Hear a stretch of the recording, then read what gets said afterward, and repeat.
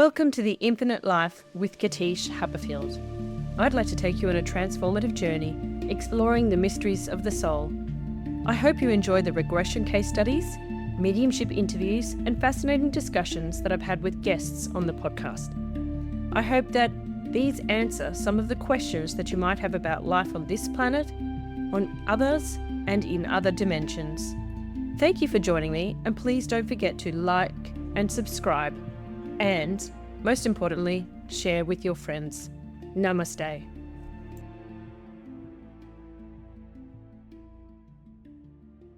Welcome back to the Infinite Life with Katische Haberfield podcast. And this week we have Cindy Porter, life coach, who is coming back to help me go through my own happiest memories, moments of my soul sessions. Cindy, welcome back to the podcast. Thank you. That is a mouthful. Now, Cindy and I are simply... It is, isn't it? Cindy and I are simply going to review the two sessions, and then when I see something significant or Cindy sees something significant, like all the other participants on this season, we will pause and have a discussion about it. So we're looking forward to this because it has proven interesting, fascinating, and invaluable. Absolutely. So take it away, Cindy. I'll let you lead. Thank you. So we'll start the recording. We'll start the playback of your first session. So I saw black boots with buckles down the side, and then I saw my feet sitting.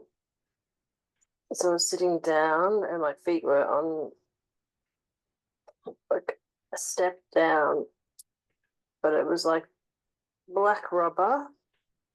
And it was like, if you could imagine, I haven't ever been in a helicopter, but to say you were sitting on the edge of a helicopter and your feet were on the edge, and then you were going to go jump out. So do you feel like you're in the Air Force or the Army or something of that nature?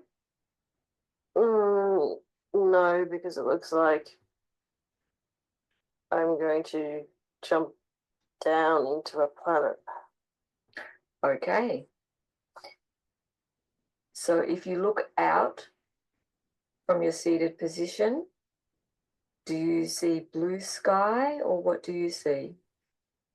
It's like wispy clouds, and then the outline of a curved shaped planet like an astronaut sees, but I can't make out what the planet is yet. It's just that it's a planet, and it's got a lot of blue, a lot of water.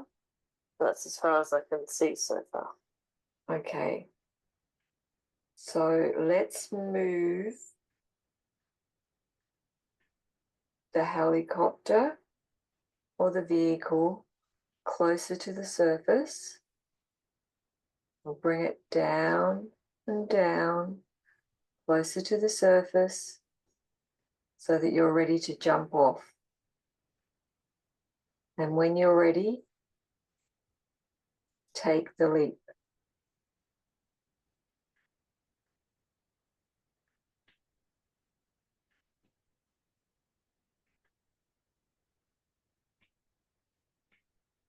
So it doesn't appear to be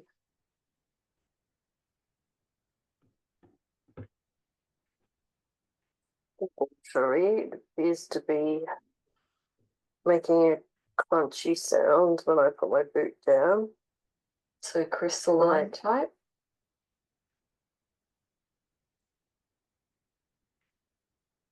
More of a dried out crunchy. Okay. All right. What else can you see around you? Sounds stupid. The word rover came to my mind, like a rover, a robotic dog to accompany me. Like, Yep, a little robot dog. Yep.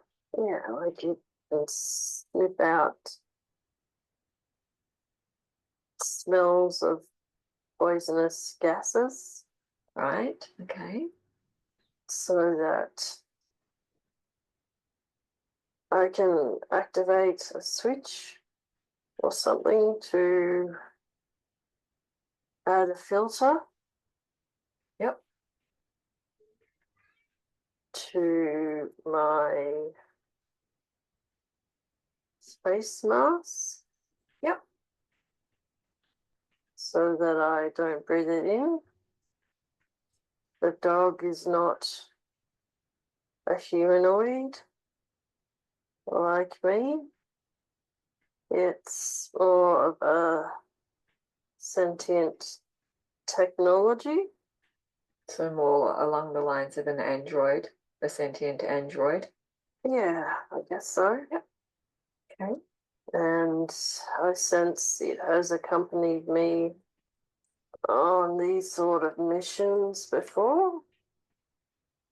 So he's my companion, you could say. Yeah. He's sort of my, I guess, guide dog, you want to say? Like, he not only sniffs out the poisonous gases, but he. Oh, I see. Oh dear. So something happened here. And it's crunchy because there was some sort of substance that. It's hurting my head. Hmm. Destroyed the surface of this planet. Okay. And there's someone stuck here that couldn't or wouldn't go. So I see a lot of ships leaving the planet. And this one sort of, this person being sort of was either afraid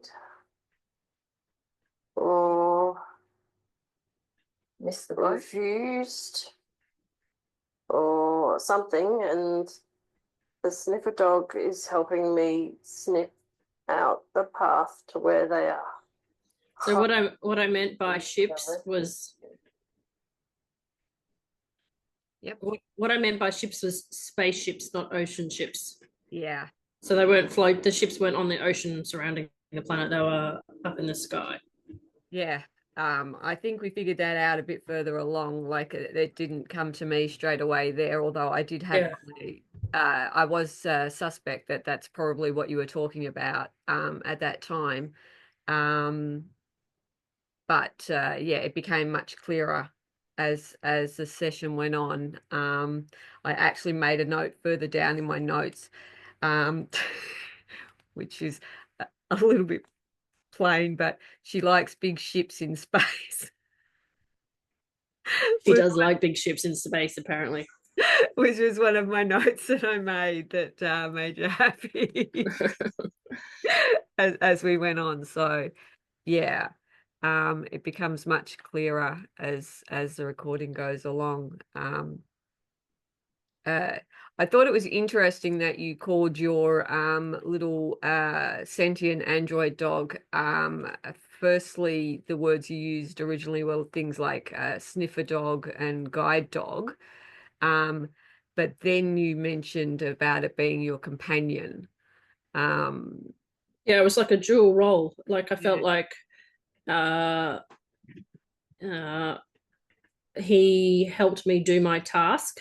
Yeah. And he was also a bit like a work colleague. Do you know what I mean? When you work for the same office and you have a work friendship, and you develop some camaraderie and professional relationships towards you. But I guess the longer you work with somebody, the more you get to know them, And so I guess I'd worked with this dog for so long that it felt like a wrong terminology, but a workplace pet. So the connection becomes much stronger the more you work with them. Yeah. Yeah. Okay. We'll keep going. Yeah, that's why I sort of laughed, because it's kind of like the ghosts. But they're not dead. But you know what I mean? Like, I do.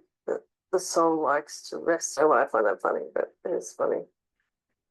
I think it gives you joy. Because humans say that you shouldn't rescue people, that they have to rescue themselves.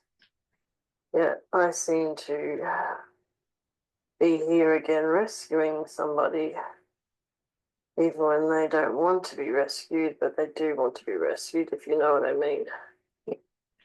I'm going to stop there because I thought that was an important statement that you made.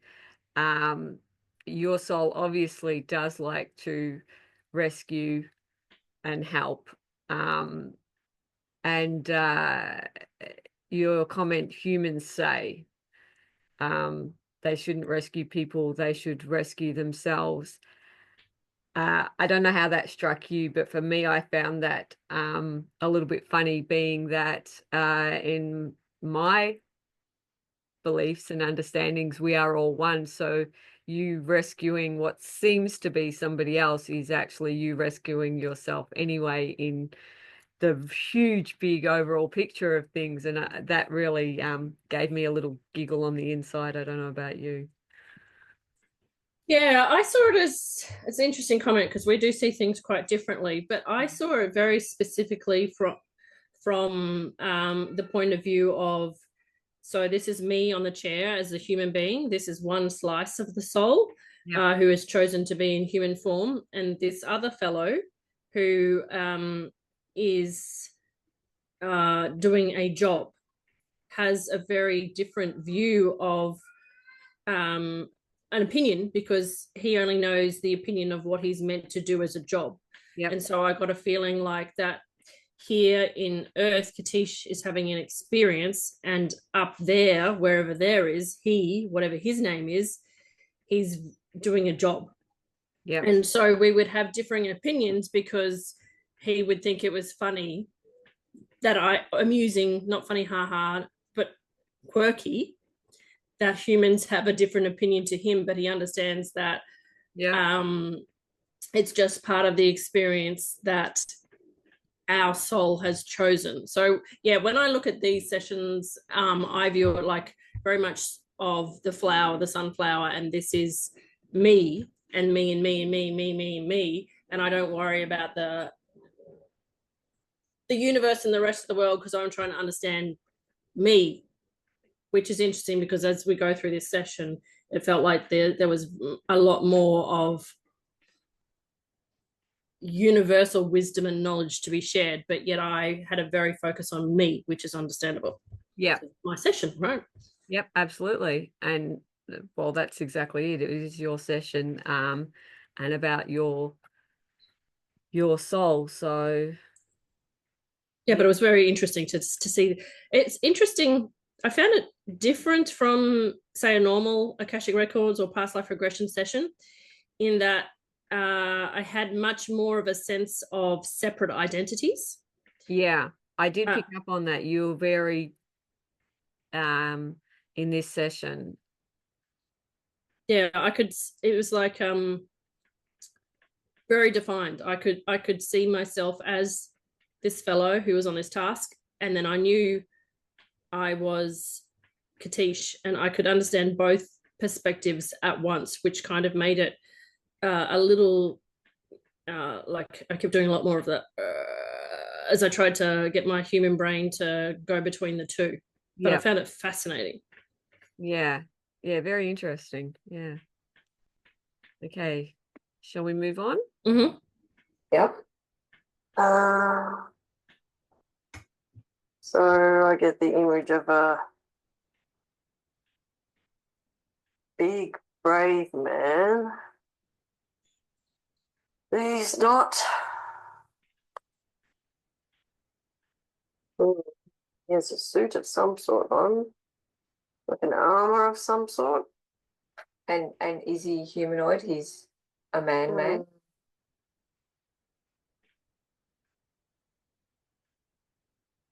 The word exoskeleton came into my mind.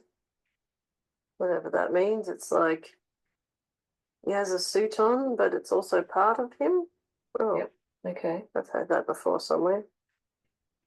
And he's sentient, but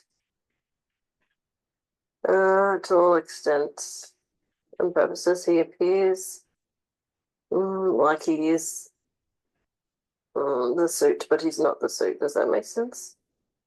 Yeah. So he can't lift the suit off him, like Yeah. an astronaut could lift the suit off and bingo, there's a human underneath. This is like the soul is the It's spirit part of him. is inside of this suit. Yep. It's mostly black. Mhm. It's made up of panels that are curved and they're sort of shiny. And he's got what we would call a helmet on that seems as though it would have a flip panel to lift up so that you could lift the visor. Mhm. So the analogy would be when somebody just Can I make a point here? lid. Yep. Go ahead. So looking back at this now, I remember how important it was for me to distinguish that we would both probably look very similar if you were to see us side by side, but that I was like this, like a human with an astronaut suit on, yet he looked like an astronaut and there was nothing underneath because his was sentience. And so that's why I was trying to say, my brain was trying to go same, but different. Yep. Yep. And you can put it up and down, but that's sort of just decoration because there's no eyes behind there. Does that make sense? It's just the spirit. Okay. Because when we're human, we have this suit which has bones, and you can't flip the lid of our eyes to see eyes. Do you know what I mean? Well, we open our eyelids though. Yeah, but you don't lift up part of your face to see who's in behind it. Okay. You just trust that there's a spirit inside the body, right? So this fella has the costume that we would call a costume is his body, if that makes sense. Yeah. So he chose the form of this armored thing. Yep. And That's where I finally understood what you were trying to get to, what you said. It took me a little bit to follow through with your explanation of that. Yeah, I think with your explanations, you got there quite well in the end because you clearly explain the for example, my soul is in this humanoid body. We can't see it in there, but it's in there. And this being that you're describing with the exoskeleton, that the exoskeleton, the armor, is his version of the body, and the soul is just inside there. That's it. There is nothing in between. So yeah, I think you got there quite well in the end. But yeah, It was complicated to explain because I'm like, I'm in a suit, and there's my soul. It's you can see on my face a little bit through there, like, hang on, what's she saying? It was a little bit hard to get my head around it at the start. So yeah, but you did quite well explaining it. And so I see. He was sort of on a mission. Yeah. And his mission was simply to make sure, oh, I got it. The people got on the ships to leave the planet. That was his And job. then, yeah. And then he was supposed to jump on board the last ship.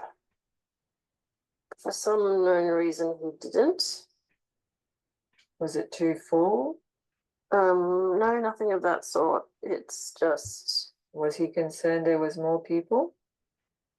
I don't know the answer. That's why I'm here. I'm here to sort of question him and see why he's still here, and to check if he hasn't malfunctioned, so to speak. But he's sentient, so how would he malfunction? When I say malfunction, I mean like check out, hasn't decided to go back like humans would die. You know what I mean? Okay. Yep. So, what I'm confused about is that normally when his sort decide to, you would call reincarnate, Yep. they dissolve. Seems like a weird thing, but they dissolve. Their costume dissolves. Yep. And they turn back into the white light. Yep. And return to source or some kind of outpost station to receive the next mission, because he is a task-based soul, not an experience-based soul. Does that make sense? He's under instructions. He doesn't.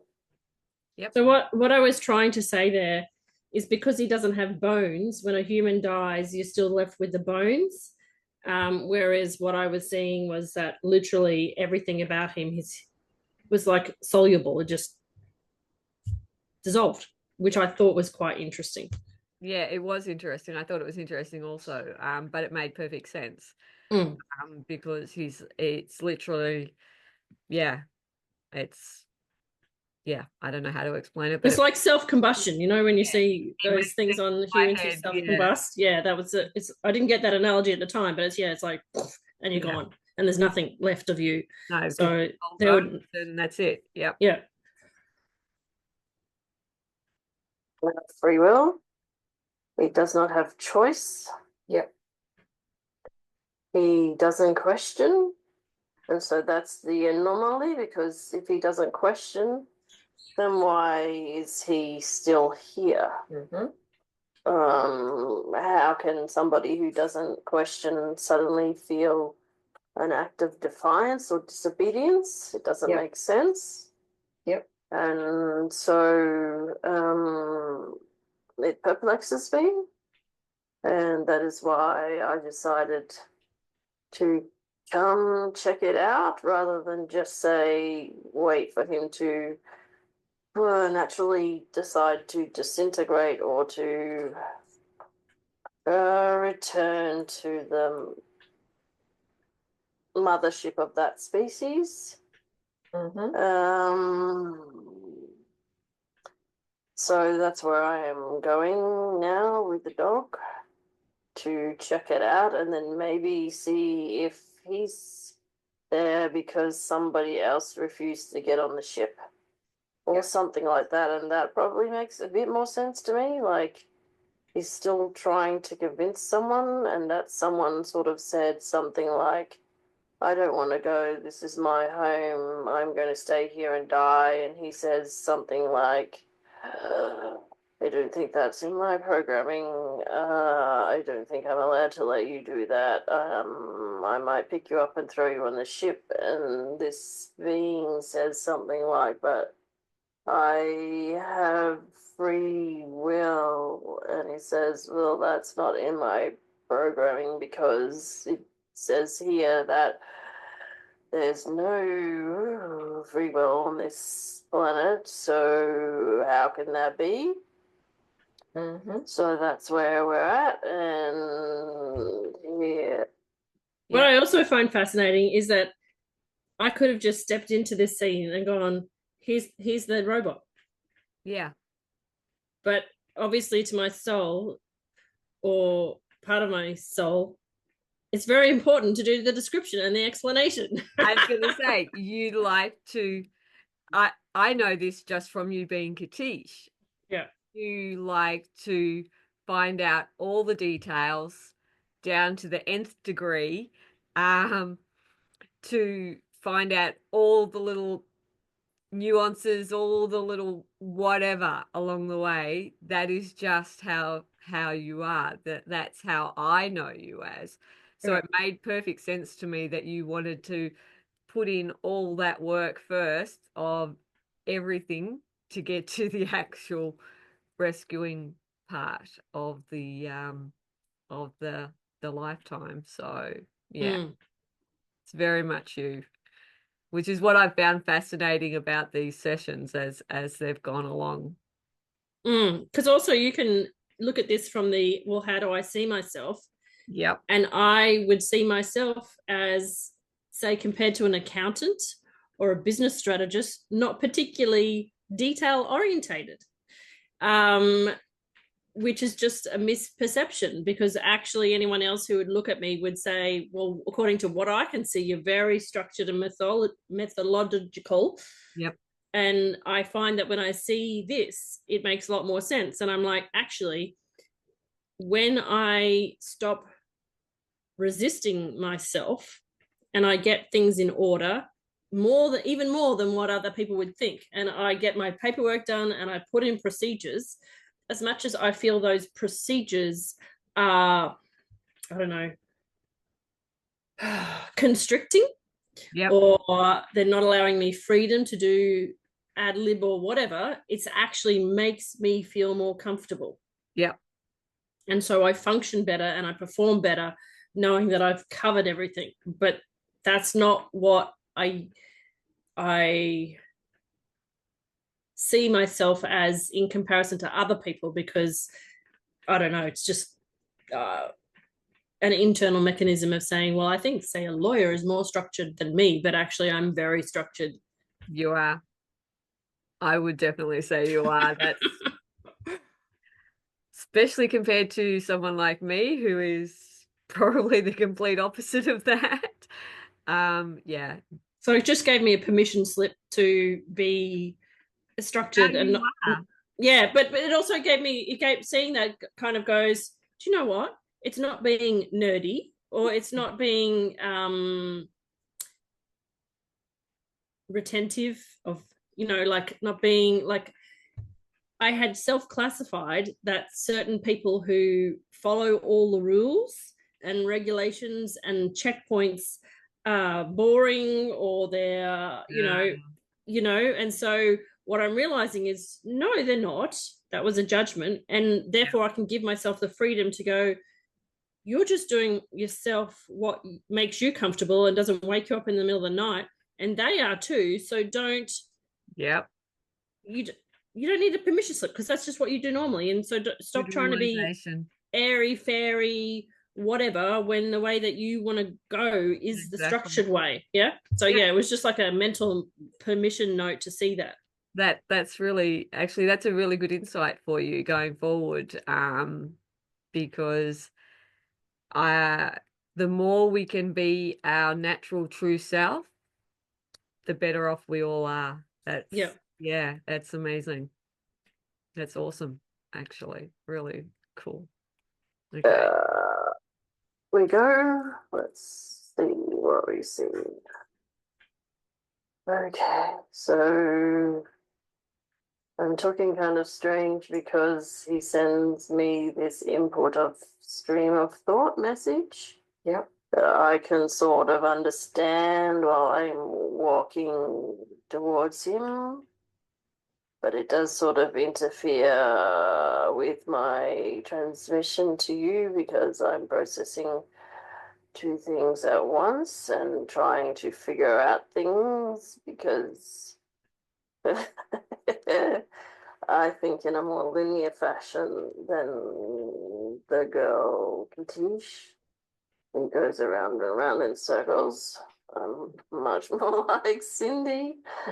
But it seems very foreign to her, so she wants to walk around a bit in her mind for a bit before we get there, and I'm trying to let her go bye-byes so that I can be more fully in control, but she doesn't like losing control because she doesn't want to be, and it is done and. So what I also got was that he's even more structured than I am, because he thinks I go round and round in circles. Very interesting bit, I thought. Yeah. Extremely interesting. Because to me, him describing you going round and round in circles was you trying to structure and organize like you do, like find where all the bits fit, right?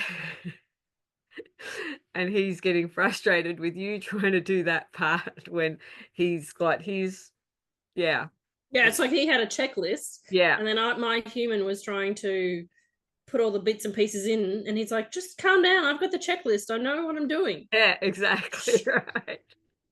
It was yeah, I found it quite fascinating actually. Ready to go kaboom. Yep. And then she does not die, of course. She has done her time being that planet. Yep. And she has provided great service. Did we just skip a bit? Because I don't know. she has been Shall we go directing back? communities. Yeah, I just feel like it felt like that jump, didn't it? Yeah. I did just, let's see. I'm not sure where this is at, so let me just play and we'll see where we're at. Through time and space. No. I think we're in the 40s, yeah. I don't know why it jumped. Something in the aura. Yeah, no, keep going back. Stuck. About 47 minutes, I think. Okay. Yep. The father, mother. I don't know how to see back further than that. Sexual relationship thing here to have a baby. I think it's more. Do you want me to go back further? Yeah, because we haven't even discovered the baby yet. It's all right, I can edit this out. Sorry, mate. No, it's all right. I don't know what happened there. I don't understand why. Well, okay, I'm going to try at 44. We'll see how we go.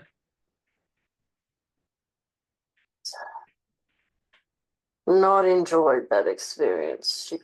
No. Okay, back further. I don't think I'm allowed to let you do that. I might pick you up and throw you on the ship. Back further. So it's further back, isn't it? Mm. What the hell happened there? Because we were in the 40s. Yeah, it's something weird going on. There's something strange going on, right? All right.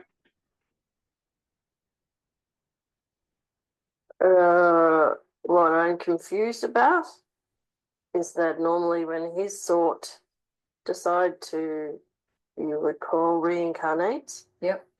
They deserve. Yeah, so it must be microseconds because we're talking and we stop it. It feels like there's a lot longer. So it must be like 41 or something. And suddenly feel an act of defiance or disobedience. It doesn't make sense. Yep. And so no, because that's back then. Yeah, just let it play for a minute, and I'll post edit it, but it won't be very long. I decided to come check it out rather than just say wait for him to naturally decide to disintegrate or to return to the mothership of that species. So that's where I am going now with the dog to check it out and then maybe see if he's there because somebody else refused to get on the ship or something like that. And that probably makes a bit more sense to me. Like he's still trying to convince someone, and that someone sort of said something like, I don't want to go. This is my home. I'm going to stay here and die. And he says something like, I don't think that's in my programming. I don't think I'm allowed to let you do that. I might pick you up and throw you on the ship. And this being says something like, but I have free will. And he says, well, that's not in my programming because it says here that there's no free will on this planet, so how can that be? So that's where we're at, and here we go. Let's see what we see. Okay, so I'm This is talking really kind of weird what's strange happened with because he sends recording. me this input of stream of thought message Yep. that I can sort of understand while I'm walking towards him, but it does sort of interfere with my transmission to you because I'm processing two things at once and trying to figure out things because I think in a more linear fashion than the girl Katish, who goes around and around in circles. I'm much more like Cindy, but it seems very foreign to her, so she wants to walk around a bit in her mind for a bit before we get there, and I'm trying to let her go bye-byes so that I can be more fully in control, but she doesn't like losing control because she doesn't want to be rescued because she's always the rescuer or something. Doesn't seem to fit into this incarnation as her, not her pattern in this incarnation. That's why she's very uncomfortable being herself because she's had, better not say that loud, been in many particular situations where she's had to be bailed out by someone and she's not enjoyed that experience. She's much more enjoyable. Sorry, two transmissions coming in a moment, just 1 second.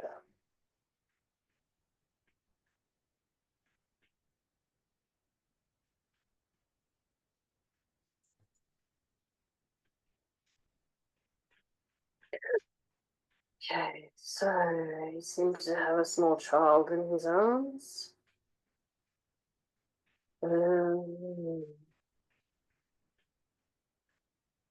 Yeah, here's a peculiarity because this child decided. I'm going to stop it there for a second because I thought it was very interesting how uncomfortable you got at the idea of having to be rescued and not being in that control position, and how he wouldn't even say whatever it was because you didn't want that. Obviously, Katish didn't want that put out over the airways and shared with us all. I found that really, really interesting, just from a personal point of view to start with, that in that state still. And I think Sorry? it was because he was going, does not fit with happiest moments of my soul. Yeah, Like, that's what I was wondering. Yeah, that's what I was wondering because I know when I was doing my sessions, I went with it mostly, but my self as well and my higher self did have this conflict of how is this happiest? It doesn't fit with happiest, like it doesn't seem happy. Particularly with some of the things that I brought forward. And so I can completely understand that conflict going on because it's like it's wrong, right? Yeah, and it felt like the feeling I got then when I watched it back is don't get sidetracked, keep going. Do you know what I mean? Like, Okay, yep. We could spend a long time just talking about what has happened to her in this incarnation, which has made her feel out of control, but that has been sad for her, not happy, and so therefore not relevant. That's another session. Yep. Like, that's a therapy session. Yep. Yep, makes perfect sense because that's I experienced similar occurrences during my regressions as well, and it was very interesting. Okay, let's keep moving. The two incarnate on this location as it was being evacuated, which does not seem right according to the man being who is holding the baby, because oh, that seems odd too. Just say it out loud. It seems as though I think I'm getting an image in Katisha's mind so that she can try and understand it, but she sees the image of like a mother dying in childbirth but still having the placenta and the cord attached. And so the thing is, if we put a dead being on the ship,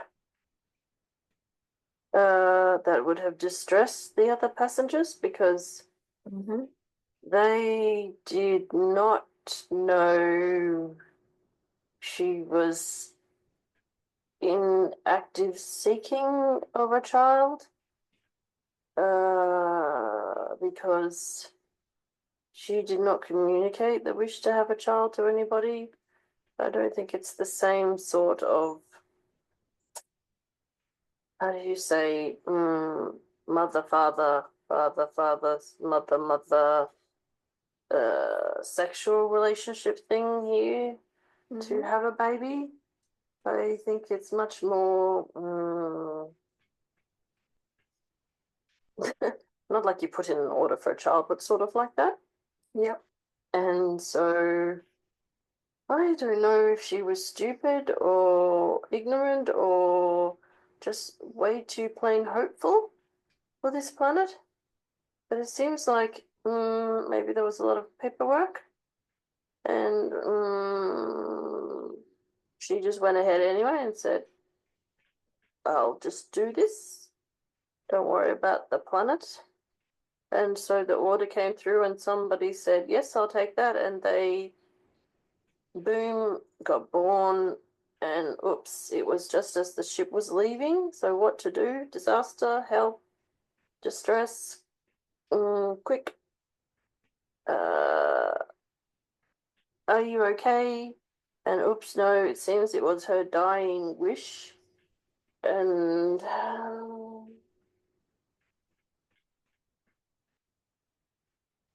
that's why the robot person man was confused, because how can she have a wish? Do you know what I mean?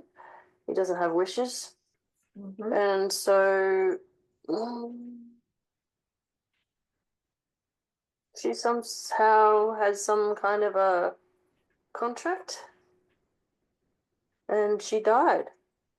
She got her dying wish, and it was literally interpreted by her eternal mind stream as being a dying wish. Yep. And that seems confusing for me, because it seems like there was some kind of remnants from another lifetime, because this is not what happens on this particular planet. There are no soul contracts. So we think it smacks of something in the aura that got stuck. I believe you would call it a limiting belief. Yep. That has caused a contract to be activated in a planet where there is no such things. So here we have this robot man carrying a newborn baby of a species that has now evacuated a planet, and because it didn't match his instructions, he sort of malfunctioned and went like that. Baby, and the ship went bye, and he's like left holding the baby. I'm gonna stop it there. Several things there sparked my curiosity and interest. One was the fact that he's saying that particular planet had no soul contracts, no anything. That seemed really interesting to me because I don't know, I struggle getting my brain around that in total. The other thing was the sense of humor coming through, like left holding the baby, like literally left holding the baby. I thought was yeah, quite clever. Yeah, Yeah. I don't think we're supposed to understand. I think that yeah, I think we're just supposed to say there is humor. I like to use humor as well. My soul likes humor. It's kind of Absolutely. like an intellectual humor. It's not a Yes, very much so. yeah. Very much so. I think that's a big part because listening to this and other parts through it, that's very much what goes on. There is that humorous side to things, and you're right, it's a very intellectual humor that you like to use. I find it fascinating insight into what makes up Katish. Yeah, yeah. It's It, likewise for your sessions. yeah, Yeah, it's right. fascinating. It's yeah, I get all yeah. And I think also because this was not the how do souls work and how do soul contracts work and how do task lifetimes and task souls and experiential souls work. That's why we didn't get the explanation. This is about All of happiness. that, exactly, Yeah. right? Yeah. Yeah, absolutely. Look at you holding the baby. Okay, let's get back to it. Yeah. Literally. And it seems that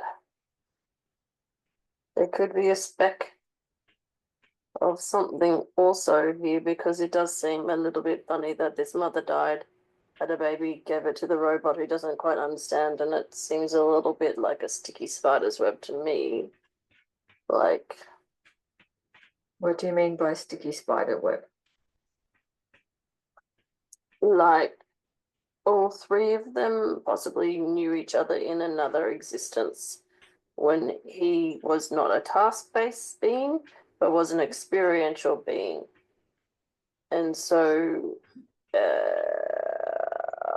when you don't heal all the remnants and you decide to time makes it difficult, but when you decide to leave a planet, you've had enough, you wish to seek somewhere else, and you do not check in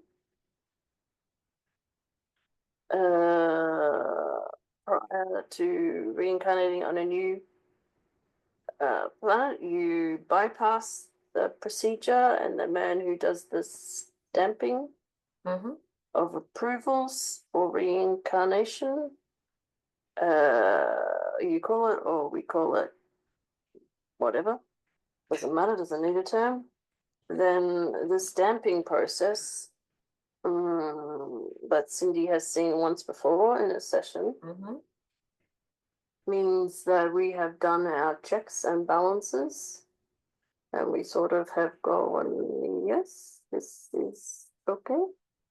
You have nothing left to experience here. You have done what you came to do. You have learned that karma is a concept of the mind. You have freed your mind. You are not holding anybody back. You can't see any so-called ghost versions of you down there. I just saw like a sailor looking out to sea, like a big binocular. It's like that's sort of, we scan the surface of the planet to see if you're up there or down there or stuck in a hole somewhere. Sometimes it can be difficult after the weather events, and we sort of have to put our feelers out to look under the ocean and the tectonic plates, some plates that go up and down. Yep, the tectonic plate. And sometimes we do even send messages through to Mother Gaia and the elementals if it's a big search, and maybe even some messages go into the earth with a boom and a crack, and it's kind of like, sorry, it seems silly to me, and teach ones that I'm using. It's like ants scurrying with these messages. Yeah. And it sends out a search party, which then, according to whichever planet, then sends out the rescue spirits of light, and they go searching through time and space. And it can be like swimming through an ocean where you're searching for fragments of the soul, because some souls are very impatient. And with some planets, there are very big queues. And so there are souls pressing the buzzer and going, I'm ready to go. And other ones saying, hello, I'm still looking. And I don't know why that voice came. It's quite funny to me, seeing all the different costumes and all the different roles. And so here we are back rescuing somebody who didn't clear their auric field before departing a planet, and it's caused this situation, and here I am cleaning up the mess again. But it's not really a mess because there's a cute little baby involved. I thought that was interesting, cleaning up the mess again, like that particular choice of words, because I couldn't tell if that was a tiny bit of resentment in there with having to do that, just the way it came across, or what? Do you remember any feelings about it? Well, I think there was quite a few plays on words there. Yeah. So, for example, being left with the baby, Yep.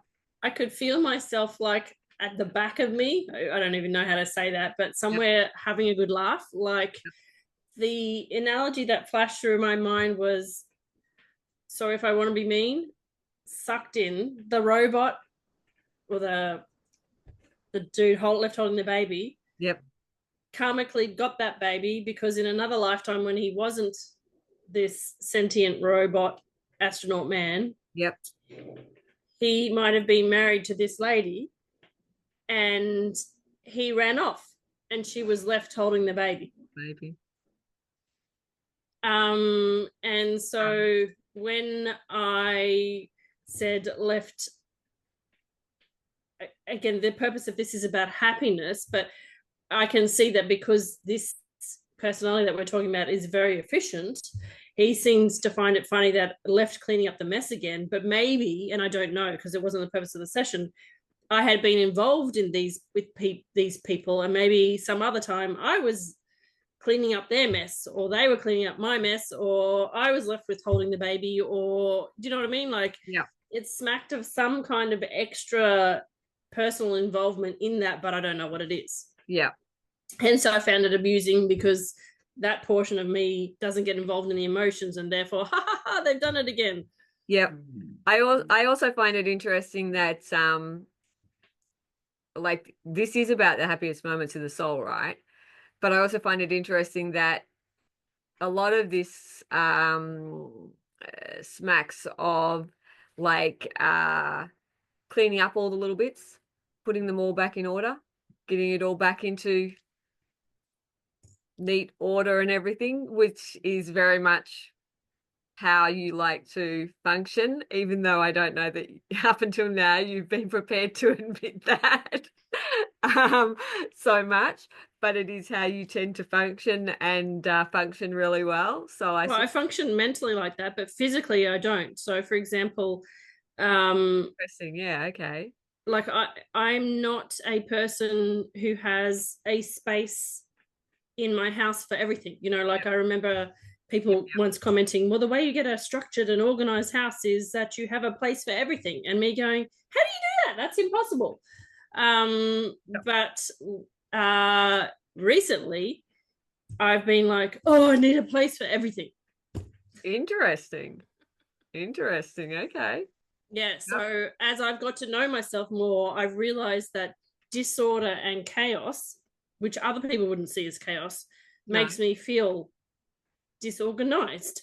Yep. Even though the world is a chaotic place and you can't organize it within the space of my existence, I find that I have to compartmentalize and get things organized to a degree. But as Katische, for example, it's like, well, I don't feel like it's my job, even though I'm the mum. Do you know what I mean? Like, I've always had this sensation of, isn't there someone else that takes care of that?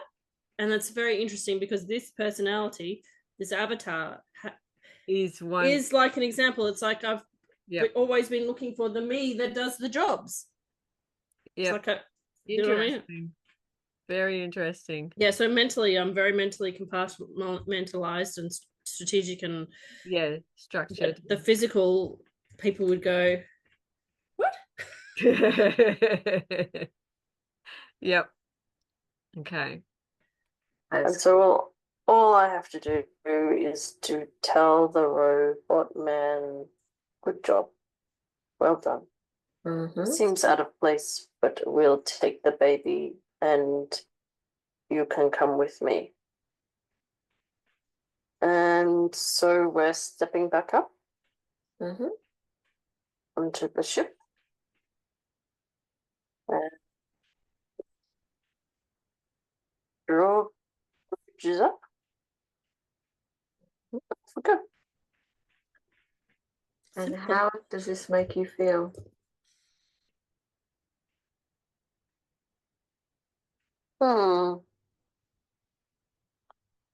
Well, sort of smiley. If smiley is a word. Because it's satisfying to me. Because tick done. Solution found for the moment, and now I can hand the baby and the robot over to whoever is in charge of them. That's not me. And they can work out the anomaly. That's not my job. My job is just to find these stuck people. And the scan of the planet, I see lots of people. They're sort of like in uniform, different to mine. It's a ship uniform. And they have like, are you familiar with Star Wars? Yep. I don't know which team they're on, but on one of the teams, the people inside the ship have like these caps on. So they have those kind of caps on and those kind of uniforms. Yep. But they're not what I would call stormtroopers, because that's just an analogy, but they're the inside people. And they have their inside uniforms on, and they have been checking the planet with their equipment. And they can see no more stuck souls. So that planet will shortly explode, but we will be a long way. Yep. Okay, so I had a very clear analogy then and also now. Yep.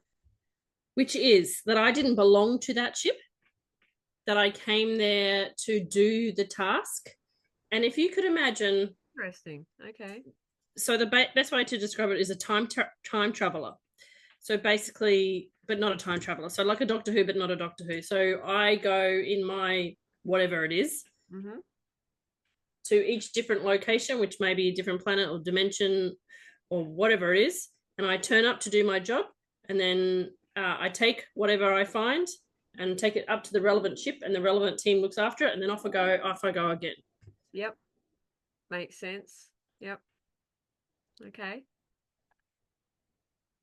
Airways. And that's why those ships had to come. Yep. And there's someone else, it's not my job, who does look for the trajectory of two things. One, where all the sentience on this planet is going, because everything is, is. Okay. Was involved in the development of the planet.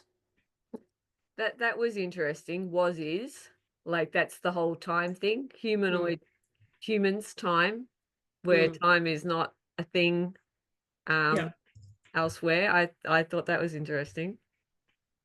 And decided to stay in the role of a rock or a water mass or, for example, a blade of grass. Yep. And now that their role is functioned, they just need to get the Sleeping Beauty that is inside the middle of the planet. She's like the Mother Gaia of Earth. And when the Sleeping Beauty, so the crust has to fall away. Yep. And all those sentiences, they move on. Yep. To their next assignment. So an observer in space, what do you call it? Space might call it, what do you call them? Meteorite? Or rock? Yep. Comet? Depends on what their functionality is. And they whoosh off into their new direction. And as they fall away and the gases come out, it heats it up so it can remove the bubble of protection from around the beautiful, not mermaid, what did I say? Not princess, what do you call? Being, who this is like Mother Gaia, that she lives in the middle of the planet and stays there until the planet is done and ready to go kaboom. Yep. And then she does not die, of course. She has done her time being that planet. Yep. And she has provided great service because she has been directing communications. Yep. Whilst being in this bubble, so somebody would see, I just showed Katish, they took a photo of the planet Venus the other day, and it was posted on Facebook, and Katish saw two faces in the planet Venus, and she has been there in a regression with Megan before, and so now she can see that those faces were real and that they represent the sentience of the planet. Yep. And so what happens is that even in the middle of Venus, there is the beautiful lady again, in a bubble, but you can see her from the outside, and that is because her spirit is not trapped in the bubble. It is as like right now, where I am talking to you, but she is lying on the couch. Yep. And so the insight here, because I was like, it's a big insight. Yeah. It makes me happy. I've written down, it makes me happy to appear intelligent and informed, even if it's not my area of specialty. Yep.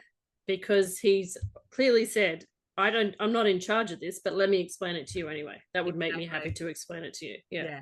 Which is what you really enjoy doing, informing people, helping people to know and understand things, and why you've done so much of the work you've done, sharing it out with your podcasts, just like this one. So much. This hand movement has been interesting. You do it a lot. Mm. Yeah. I think it's all part of the trying to get the explanation across, trying to explain things. Like, I don't know. She has not left her body. Yeah. But her other mission, person, being that I am, can communicate. Yeah. Kind of like sending a Morse code, do you know what I mean? Mm-hmm. And so she's the sleeping beauty inside the planet, but she also sends her spirit around the planet to direct. Yeah. And work with the beings, the elementals, Yeah. or whatever they term themselves. Each planet has a different set of names. And the rocks and the fishes and whatever they have on that planet. Yeah. To give directions. And then there's more bossy part of her spirit, which is the second image Katish saw on Venus, which is in charge of communicating with the beings that choose to be the beings of that planet. You know Yep. what I mean? Yep. And that becomes a more bossy part of the spirit because the bossiness is don't do that or do that. Mm-hmm. And sometimes she doesn't have to do that because there is another person, like Cindy was, who was the bossy one who came back in when there was trouble. Mm-hmm. But sometimes the beautiful being inside the planet has another avatar, Mm-hmm. person of their soul, slice of their soul, that is willing to be the bossy person. So they're both inside the planet and they visit the planet. Does that make sense? Yep. You would call it a dual incarnation. Yep. And sometimes she can be the beautiful maiden and the bossy maiden. Sorry, she thought that was funny all at once. Mm-hmm. The beautiful bossy maiden and also the wafty wavy, I love you, I love the earth, I love the rocks, as all at once. So very contrasting ways to express the spirit. Mm-hmm. Well, I don't really know where I was going. Oh yes, so the planet will go kaboom, but it's okay. The beautiful maiden will be fine. Okay. So I thought that was interesting. Okay.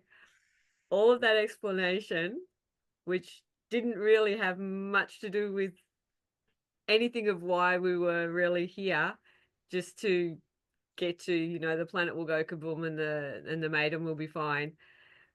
But I think the whole point behind that is that is one part of what makes your soul happy, is the details and the explanation and the education and everything. That's just me from an outsider's observation point of view. That's just what I think that's about. But Agree. Yep. are you able to help me understand why we're seeing this event as part of the happiest moments of Katisha's soul? Because it's baby. Okay. We like babies. Our soul likes babies. Okay. Babies of all forms. Baby chickens, baby humans, baby cats, baby beings, baby stars, baby fairies, baby everythings. We like babies. We don't like to watch the birth. It's quite icky. We do like the cuddles. Old. We like the cuddles and we like the giggles. It makes us feel quite stupid, like funny, stupid, giggly, silly little girl. And that brings us joy. We do like to play with the beings. And we do try to be with baby beings all the time. But sometimes we have, oh dear, yes, hard, sad Earth incarnations. Mm-hmm. When all the babies did die, many babies did die in one lifetime. Okay. Mm, especially hard when these were babies where, yes, I know Max, she doesn't want to reveal, but where there were supposed to be boy babies and there were no boy babies, and that was troublesome.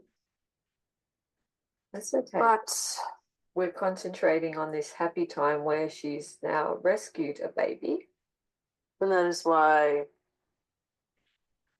the babies bring joy, but they also can bring sorrow, and we have to help her balance out the excitement of baby frogs and cats with baby owls and, it doesn't make sense, newborn wizards and fairies, especially when surrounded by baby situations that involve sorrow. We try to bring in babies of other kinds to bring joy. Does that make sense? Yes, that sounds lovely. So you're basically saying that for an example, if a human woman baby does not survive, you bring in maybe a kitty cat, a little kitten, to hopefully provide some peace while they're dealing with the sorrow. In some situations, we have even brought in a baby dragon, but she has not seen it until when she was a boy that time, was much bigger. Okay. And suddenly, poof, like Puff the Magic Dragon, there was a big dragon. But the baby dragon is like, I've been here the whole time. And the boy is like, where did you come from? And so we can't help that. No, of course But we sent the baby dragon. Yeah. And the boy became the dragon's baby. And so baby you, baby me, we're all babies. Babies bring joy. And in this lifetime, she was able to see the baby was redirected to, oh, I see. It did not. Oh, don't divulge that. Okay. It did have a choice. It could either choose. No, don't say. It had two options, and it chose one of them. Okay. Yep. So basically, it wasn't all roses for what happened to that baby afterwards, which is why I got Confused. conflicted. But the soul of the baby was okay. Okay. That explains a lot, because you were holding back a lot there, and Yeah, because right there I could have cried when I saw what. yep. Yeah, because you got that insight. Yep. Okay. Which just sounds stupid because, of course, it chose one, but it's happy. The baby is happy, and I am happy, and so we got to see a baby, and Sorry. Tick done. Yeah. You know, so Very that's right. don't ask me any more questions. It's done. we got to help. And we made sure her friend, who was the beautiful lady inside the planet, could also not become stuck. And she got to be safely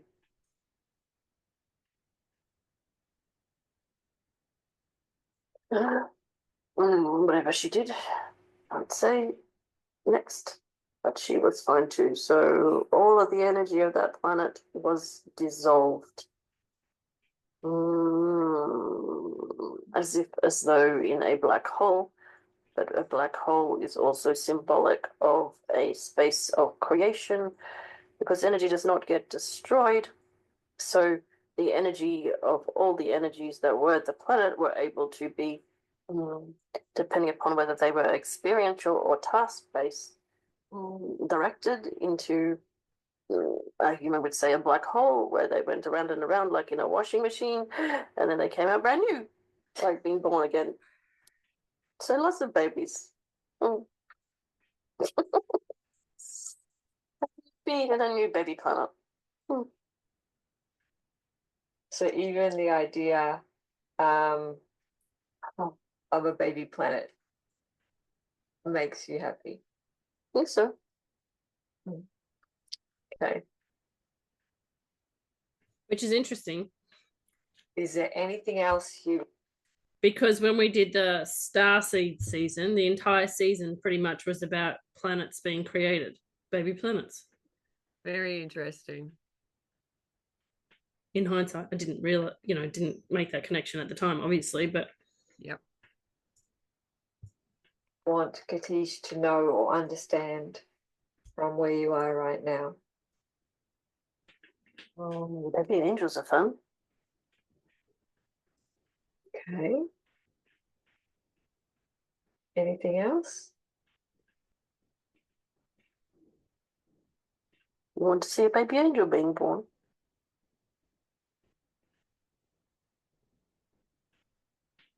It sounds like she would enjoy that. see, I got the direct correlation right here that when I turned left towards the couch, I was getting information, like just checking to see that this is okay. And then when I turned right, it's like, how about I ask Cindy? I'm having a conversation with Cindy.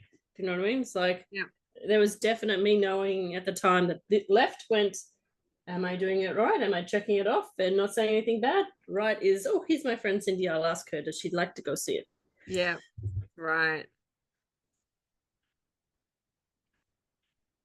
I would probably enjoy that also, but this is about you today, not me.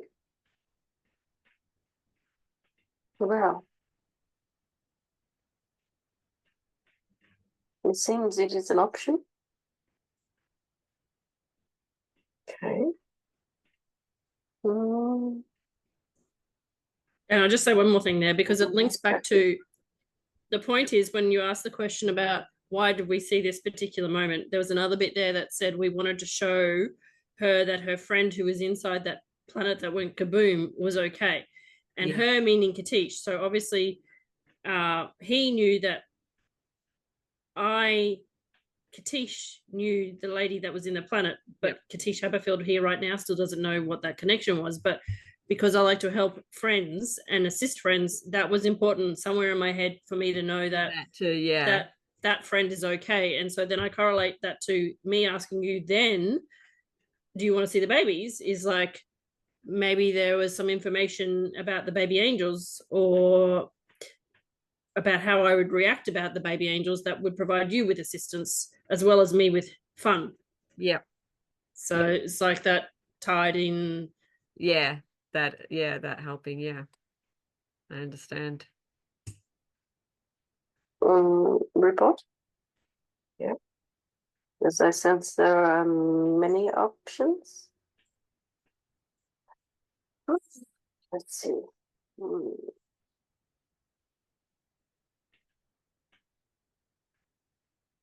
there's a baby lion over there too.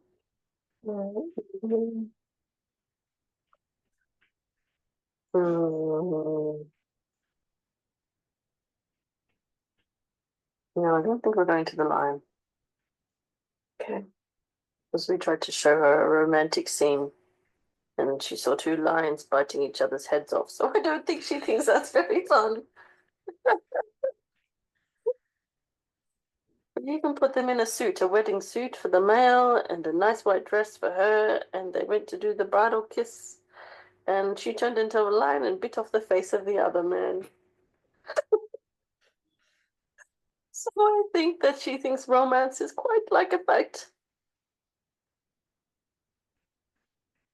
So maybe we will do romance later on. Maybe we might do that as the fifth memory. Oh dear, I don't think she's ready for that yet. Happy romance. Oh, what's that? You can't be happy and be married. Don't be stupid. I thought that really cracked me up. I thought that was really interesting. Because my personality has changed again. Has changed now.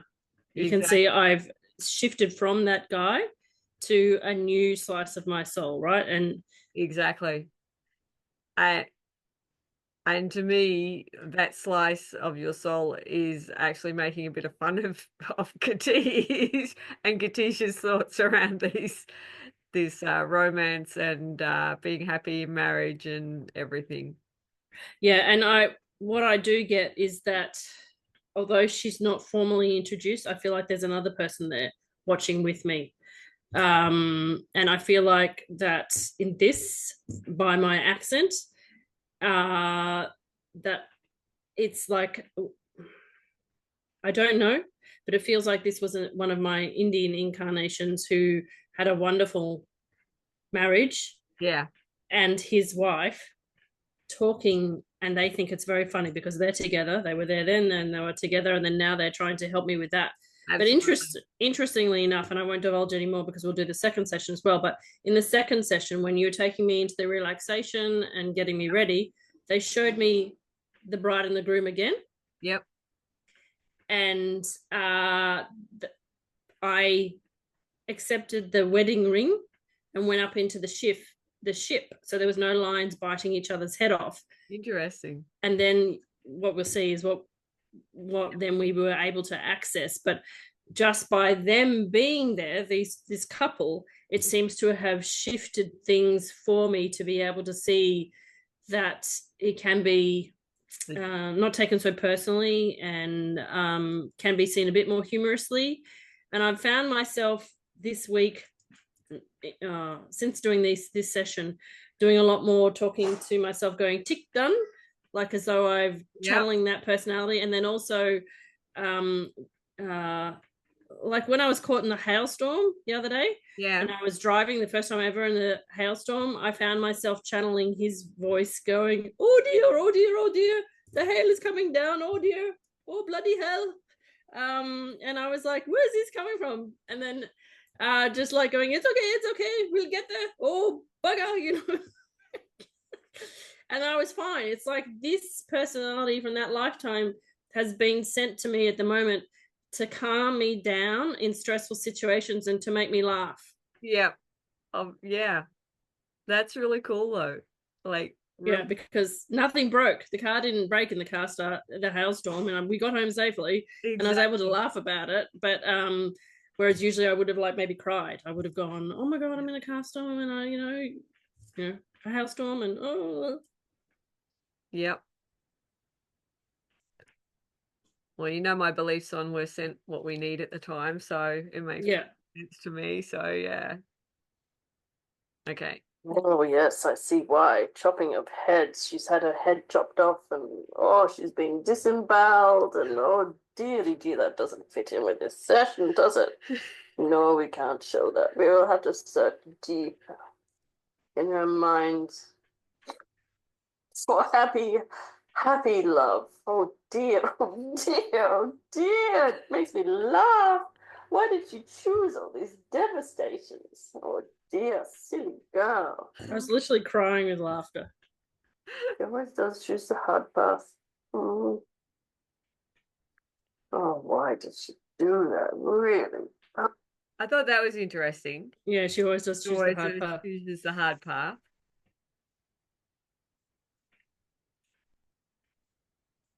Yeah, interesting insight. Because it pleases her. I don't know. That's the only thing that I can think of. I think the tough challenges are something that I think your soul might gravitate towards, likes that tough challenge. My human doesn't, but yeah, your human doesn't, but that's what makes it more of a challenge for the soul, I think. But the human's like, let me win the lotto, let me live life on a boat. let me, eat caviar. And the soul's going, I don't think so. You need in a lifetime. Oh, that's like, oh dear. That's like eating a whole packet of prunes when you're only a tiny bit constipated. That's a bit silly. Oh dear. Oh, there's a brave one, that one. Ah, look at that one. Oh dear. I should have been laughing, but really. Oh dear. I probably shouldn't have been laughing Dear, either, but it was dear. very funny. It's quite funny to me up here, but geez, it's serious down there. Oh dear. Dear, dear. Oh, I don't like that one. I can't even look at that head being stuck on that pole on that bridge. Oh, God, help me. Even though there isn't a God, but oh, geez, that one's interesting. Hang on, back to the list. I think baby angels are safer. You know what I mean? I think The distinct impression I got. I was gonna say. So, The distinct impression I got was that I had chosen, from his perspective, I had chosen to go into a couple of incarnations with, one person might say, I'm going to go explore money, for example, or love, like he's talking about now. And maybe you might choose to explore a belief system or a thought yep. that we would call a limiting belief. And instead of saying, I'm going to explore this belief about money, I took a whole list in this long and I wanted to do them all at once. And the same with love. Right. I need to understand 72 different beliefs that humans can have about love, and I want to do it all in one incarnation. Yeah. Yeah. So making it like 10 times too hard. Yeah. intense situation than it needed to be for you to be able to explore that one little part that you were trying to explore. Yes. Yeah. Yeah. Yeah. Because again, the whole list thing came up. Did you notice? Yeah. I'll keep looking down the list. Like she says that. Yeah. So yeah, the list and the organization thing is very strong for you. For right now. Oh dear. Just a minute today. Ah. Oh dear. Oh, are you okay? yes, I was just pondering why I have this pretend fake. Oh, I just saw an aurora. Does she want to go there? Oh, she does like the auroras. Angels or auroras, or perhaps they are the same thing. Interesting. So we don't want to give away all the secrets. No, we're definitely going to the baby nursery. Okay. Okay. Well,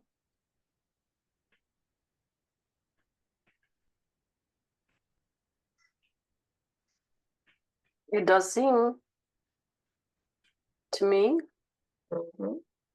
like she does see them in her mind like a hospital ward, but like the 1980s, 1990s style where they put the bouncy babes in not a castle, what do you call it? Cradle?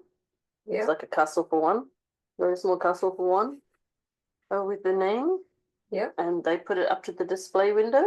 Yeah. And then the mama and the dad can bring all their proud visitors past the window. Yep. To have a goo in at the babies, and they point and they say, that's mine, but it can't come out yet because the nurse is in charge. And she said, no, no, no, no. You have too many germs, stay away. So it's a bit like that. To give context to that. Yep. So I think in particular that was important for me because when I had my first baby, he was born very premature, 6 weeks premature. Right. So babies bring happiness and babies bring sorrow. So because the baby was in the intensive care, yep, and so no germs, you don't come in, Yeah. Yeah. Yeah. But it's not really. Because an angel is energy, right? So you can't stuff energy into a castle called a cradle, can you? Or even inside a doll.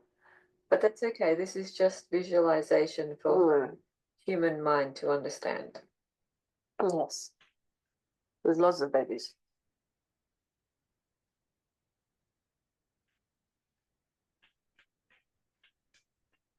Do you believe that what? This could be a bit pernickety, but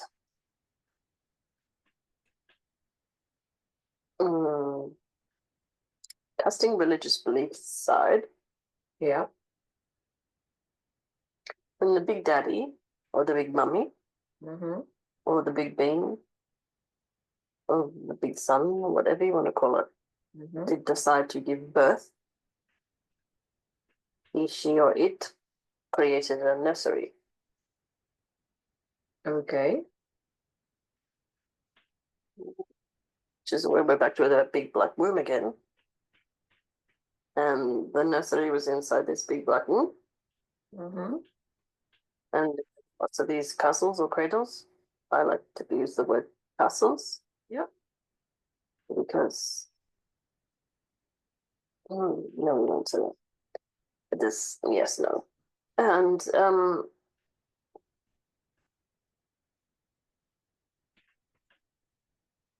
yeah. It's a bit like when these human women have a baby, right? Mm-hmm. They push out the child. Yep. And so the being that creates the world pushes out some energy and plops it into a nursery. Okay. And little by little, the energy forms into a shape. And he, she, it, they decide to make a beautiful shape. The most beautiful shape that ever did exist. So it's a reflection of itself, but also kind of unique. And it sparkled. Yeah. And it shone. And it glistened.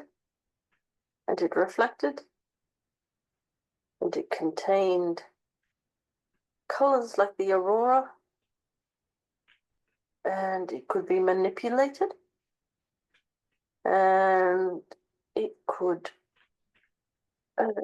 create wisdom and messages. Because these were smart babies, very smart babies. Can't have dumb babies. That's a particular incarnation choice.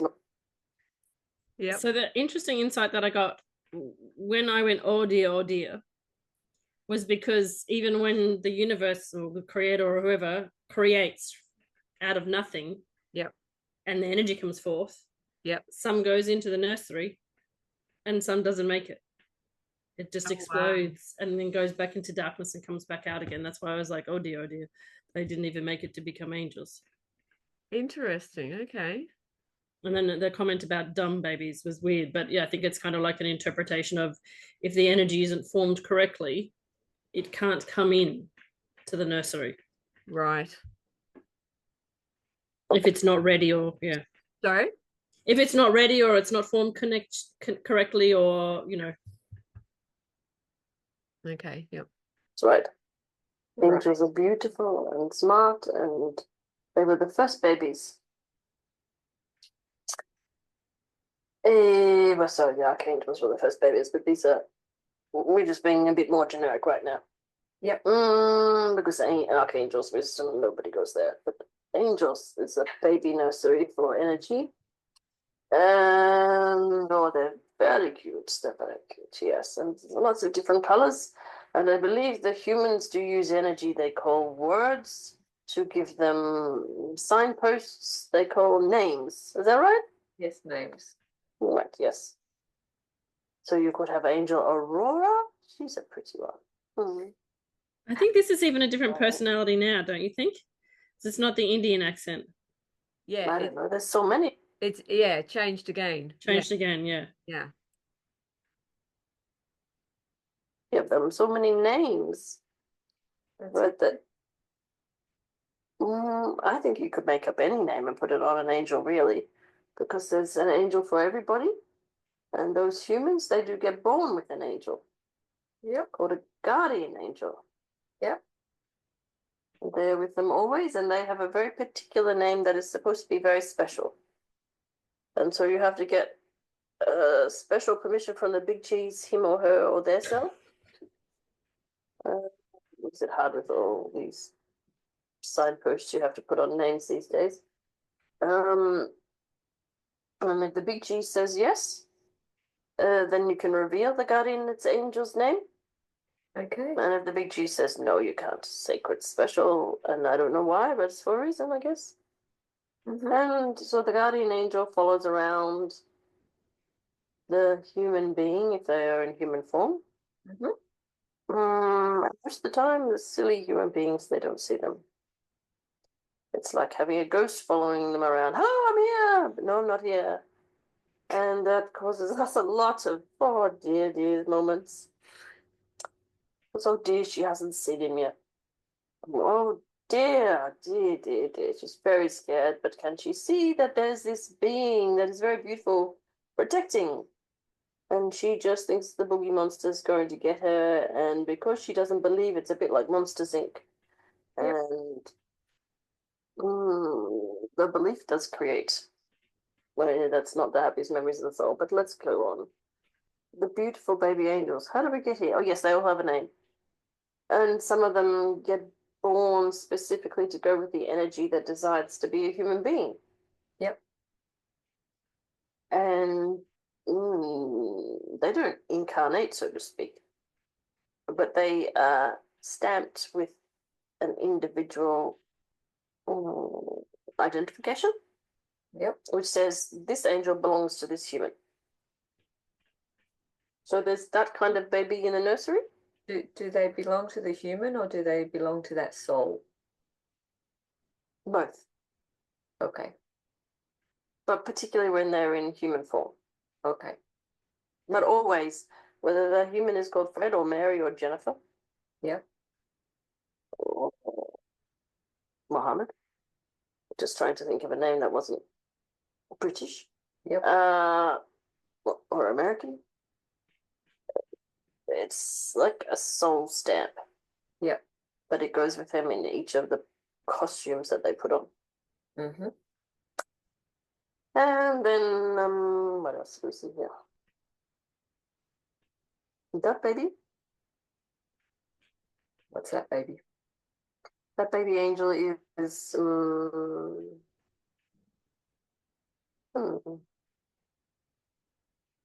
Lorna would call them unemployed angels.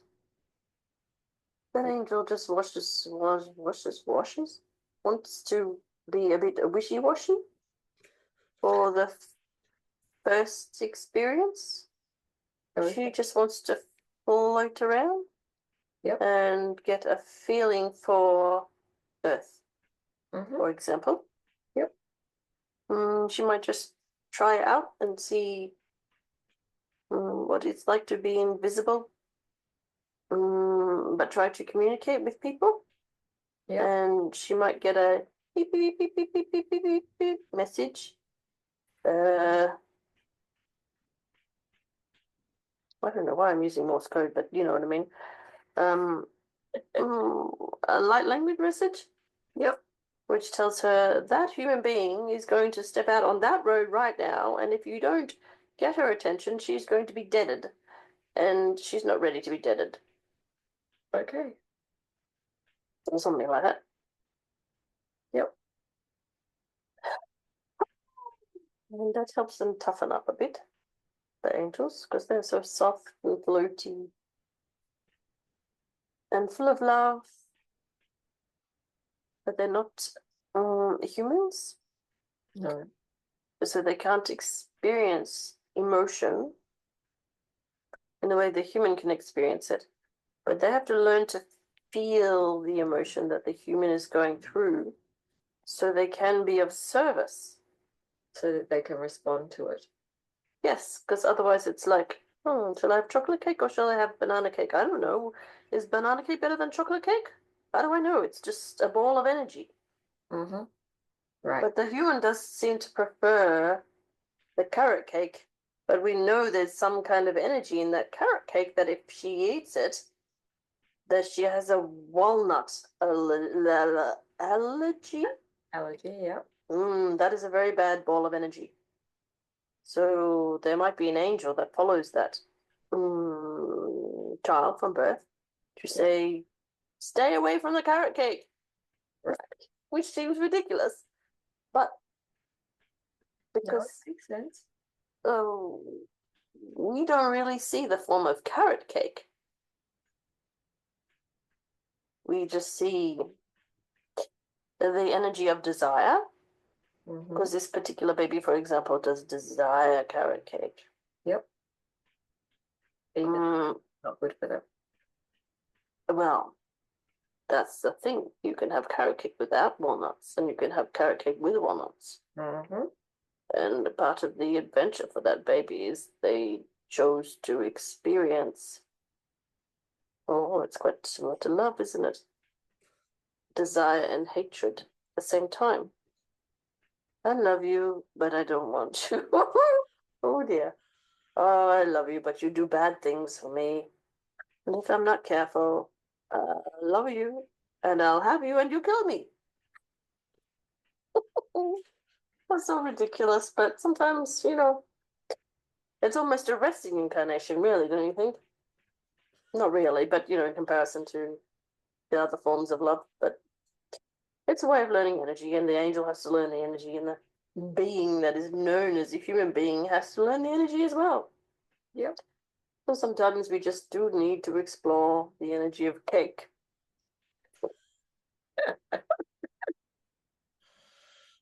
She finds that quite amusing because, as far as she remembers, her first message as a human being was not particularly mum or dad, it was cake. Cake. Okay. And she has eaten cake ever since. But she's not fond of the cakes with sultanas in them because they scream, "You will make me vomit." Okay. And I don't have a tongue, so I don't know what it feels like to have a sultana on your tongue, but apparently it's okay if it's dried, but if it's baked, it's really quite vomity. But anyway, back to the babies. Sorry? I was going to say, I don't think that's the same for every human. No, I do believe some people like to eat them. Exactly. We did Lots of have a big chuckle up here when a firstborn baby in this incarnation, can't say his name, he doesn't like it, they were on a road trip and they stopped into the petrol station, I think you call it, to fill up with the petrol. Yep. And they had a break. Yep. And her mum was there. Her husband was off being a husband doing work. Yep. So he did not come on the big long drive. And basically they were hungry. So they had a cup of tea and they had a piece of cake.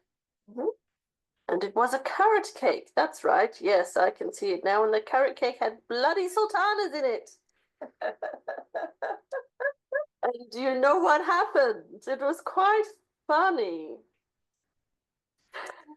The baby only ate the sultanas, and the mummy, not the mummy, but the mummy the Katiche was, she ate the cake and the baby ate the sultanas. It was a great solution. Okay. Excellent. Babies are cute. Okay. Ah, dear, sorry. I got off track again. That's okay. You're supposed to be doing serious things like planets and, angels, right? Yes. Okay, so you can have an angel just for cake. I think that was probably the moral of the story. There's angels for every reason. Yep. And every situation. Beautiful. And there are baby angels. But there are the cherub ones too. Oh, yes. Cherub ones are fat. Can I stop there before we get into cherubs? Yeah. So why that's particularly relevant is because you know, when you get given an angel book or you go to a bookshop, it's books on angels, right? And there are certain angels that everyone seems to know, including archangels. But the message that I got through really strongly here, and they've been giving in my daily life, is there is an angel for everything. So, for example, I have and this is where, when I was doing the channeling Archangel Zadkiel and stuff like that, and Lorna talks about it too, is there are teacher angels. Yeah. And so when I feel stressed about cooking, for example, I call on my teacher angel for cooking. And I can literally understand the transmission, and they will go through it step by step with me. Turn the oven on, 180 degrees, do this, do that, you know what I mean? And I can, since I have been communicating with the teacher angel for cooking, I've produced some amazing, in my books, dinners. Yeah. But it's following a recipe, following a list, or you know what I mean? It's very, whereas when I just ignore those messages and turn off and go, I'm just going to human for a while, I can produce spectacular disasters. You know, my kids thought they might, you know, develop a photo album of, if they had, of Katisha's cooking disasters. So because it's funny to them, because you know, I did study at Le Cordon Bleu. Exactly. Yeah, so but I think what the message they're trying to say here is that if you're ever stuck or in trouble, or you want to learn something new, you can communicate with, there's an angel for everything. Angel for it. Yep. Probably even a parking angel. I'm sure there is. Yep. Do you know what I mean? So yeah, that's the thing I just wanted to stop and point out, is that you can ask your human teachers who are specialists, but you can also in the moment ask just say, look, is there a shoe polishing angel or whatever it is? Can you help me right now? Yep. And then listen, however you have your intuition or clairvoyance, clairaudience, clairsentience, clairgustiance, listen for that response. Yeah, be open for the response. Yeah. Yeah. Absolutely. Yeah, I think that is a good insight to share with everybody. Absolutely. It's good information for everybody to be aware of. Okay, you ready? Mm-hmm. Like babies, but they're not babies. They're just fat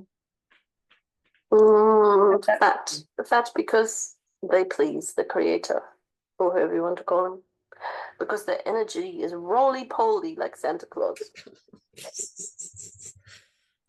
And it does make the creator chuckle, because the creator looks at them and just thinks of love. And I want to tickle, squishy, squishy, squishy. But they do have a serious job to do, those cherubs, but that's another day, another lesson. But this, yes, babies, this is a nursery for baby angels. And when you have done being a being called a human being, Yeah.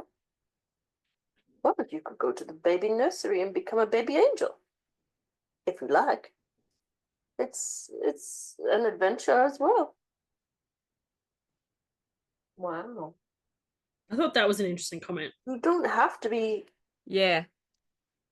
And yeah, all I could manage at that stage was wow, because my brain was like, what the? Really? Yeah. Like, Yeah. Yeah, very interesting comment. Only ever an angel.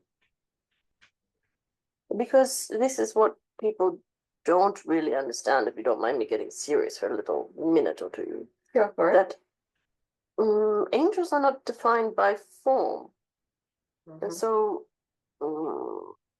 they can spread their energy into being an aurora, which is kind of like 100 telegram messages going at once, or Morse code messages, or 1 billion light codes going at once. Going, the world is beautiful, look here, don't look over there. The world is beautiful, look here, don't look over there. Can I just give you the importance of that as well? Yeah. So the reason I'm pointing that out is because we did this session directly after the Florida tornadoes, hurricane. Yeah, what have over there? the big storm that they had. Yeah. We call it a cyclone in Hurricane? Australia. They call it a hurricane. Yeah. Yeah, hurricane, and they had tornadoes as well, right? Yeah. And literally, when that had gone and the cleanup was in progress, which still is going to be for a long time, Yeah. world had the most spectacular auroras we've ever seen. And in Australia in particular, we don't usually get very spectacular auroras, but it was seen even where I live in Queensland. Yeah, it was bright red auroras, and it was like as though the world would I and we didn't know this at the time, but I was just drawn to it. And there were even memes on about auroras. Oh, I didn't see the aurora, let me draw you a squiggle of an aurora so I feel like I'm included. And it felt like the world was going, the universe, the creator was going exactly what they said. Look here, look at the beauty of the world, and while you look here and find joy and happiness, I will send you some healing in the aurora. Yeah. So that's what I got, is that, yes, there is suffering in the world, but we are trying to help you move. If you can't, no, I don't want to place judgment, but don't always look over there. Be aware that that's happening over there and there is horrible things happening. And if you can't help at that moment in time and you're not meant to be, then look over here and we will send you the healing that you need to have so that you understand. It's also a sort of a thing not to focus on the negative, right? Yeah. To focus on positive. Yeah, but not to ignore that the negative exists. No, that's right. Yeah, but You to say, look, don't wallow in it. Yeah, don't beat yourself up if you can't help. Yeah, if you right? if you could help, you would be there. Yeah, you could, or you could do something to help. You would, but if you can't, look over here, and we will send you joy, happiness, and then also some spiritual messages to help you. Yeah. Sorry, I have one of those sweet tear things. It is so beautiful that people cry. Yeah. So there's that contrast thing again. Sometimes the tears, they make you sad. Sometimes the tears, they make you cry. And if you're very lucky, you get to snort at the same time. But I'm just gonna say here, I think with this being the happiest moments of your soul, like that was the intention for the session, that all of this comedy came about to make us all happy, because it's certainly full of lots of fun moments, that's for sure. I know, snorts. Everyone gets embarrassed when they snort, right? But it's quite funny as well when you. Exactly right. sorry, her friend is here and she's laughing as well. I don't know if you know her. It's not her, but it is her. And the not her is the little girl that Jamie channels. Okay. Do you know Jamie? She's a very beautiful blonde-haired lady on YouTube. And Maitland, that's right. It's not Maitland, but it is Maitland. Do you get what I mean? It's another slice of the Monopoly pie that is Maitland's soul. Yep. And she has been very, very busy at the moment. Okay. Because the not Maitland has been hanging out with Katische in her kitchen and in the car, trying to make her giggle because she's way too serious right now. Yes, I agree. And she has so many heavy burdens, and don't let me get started on the emails and things, but no, that's not happiest moment. But the non-Maitland, who, by the way, you know how the white wolf sent her to find the first boy ghost?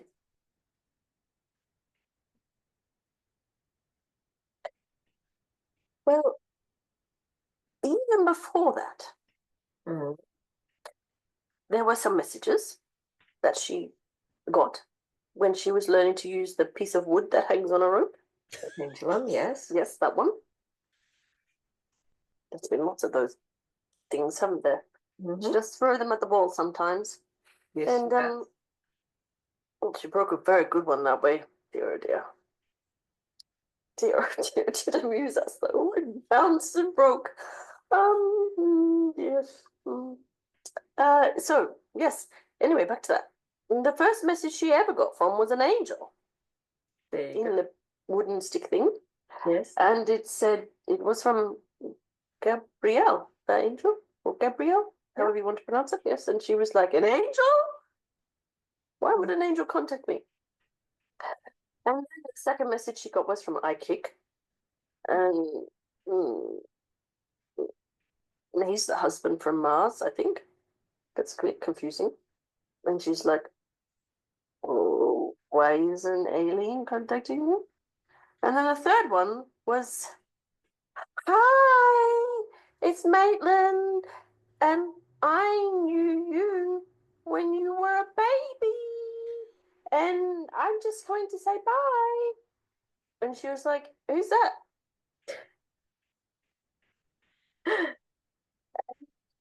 That was funny because the baby, known as the not Maitland, Mm-hmm. no, sorry, Katisha was the baby, and the not Maitland came to visit, and went coochie coochie coo because she likes babies too, and she recently discovered that Maitland, like the not Maitland, Yes. likes to make Katisha giggle because in some other place, in some other time, somewhere her soul was her mummy too. There you go. So, what's that got to do with anything? Oh, saving souls, because she met Maitland through the television, because Maitland is channeled by, what did I say her name is? Grace? No, Grace is the other one. Jamie. Mm-hmm. And Jamie used to be on the other television show called Channeling Eric. Yep. And Eric was a poor boy who committed suicide.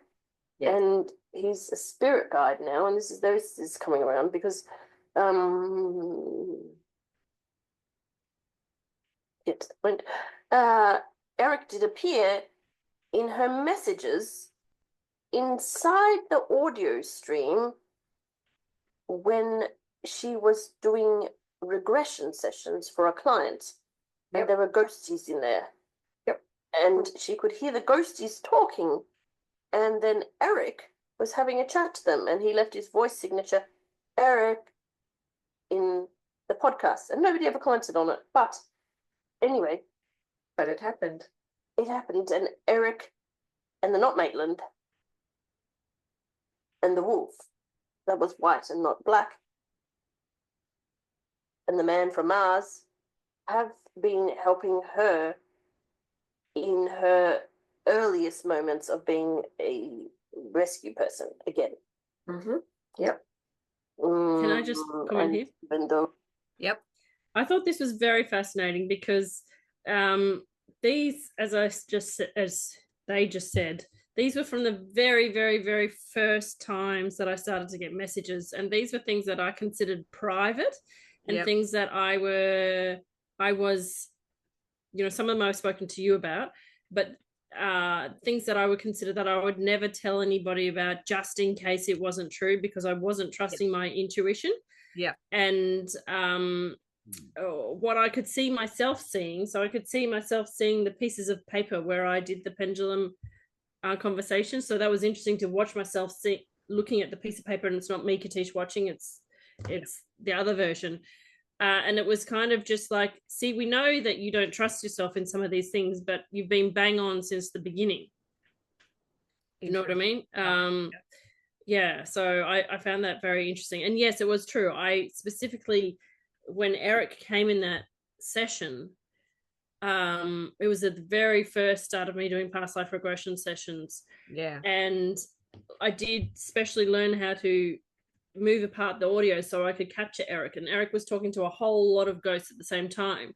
And I did put a section in the podcast saying, listen, here's Eric, let's slow it down. And I do remember being really disappointed at the time that nobody commented, but it's hard on a podcast, it's an audio thing, and then nobody ever noticed. And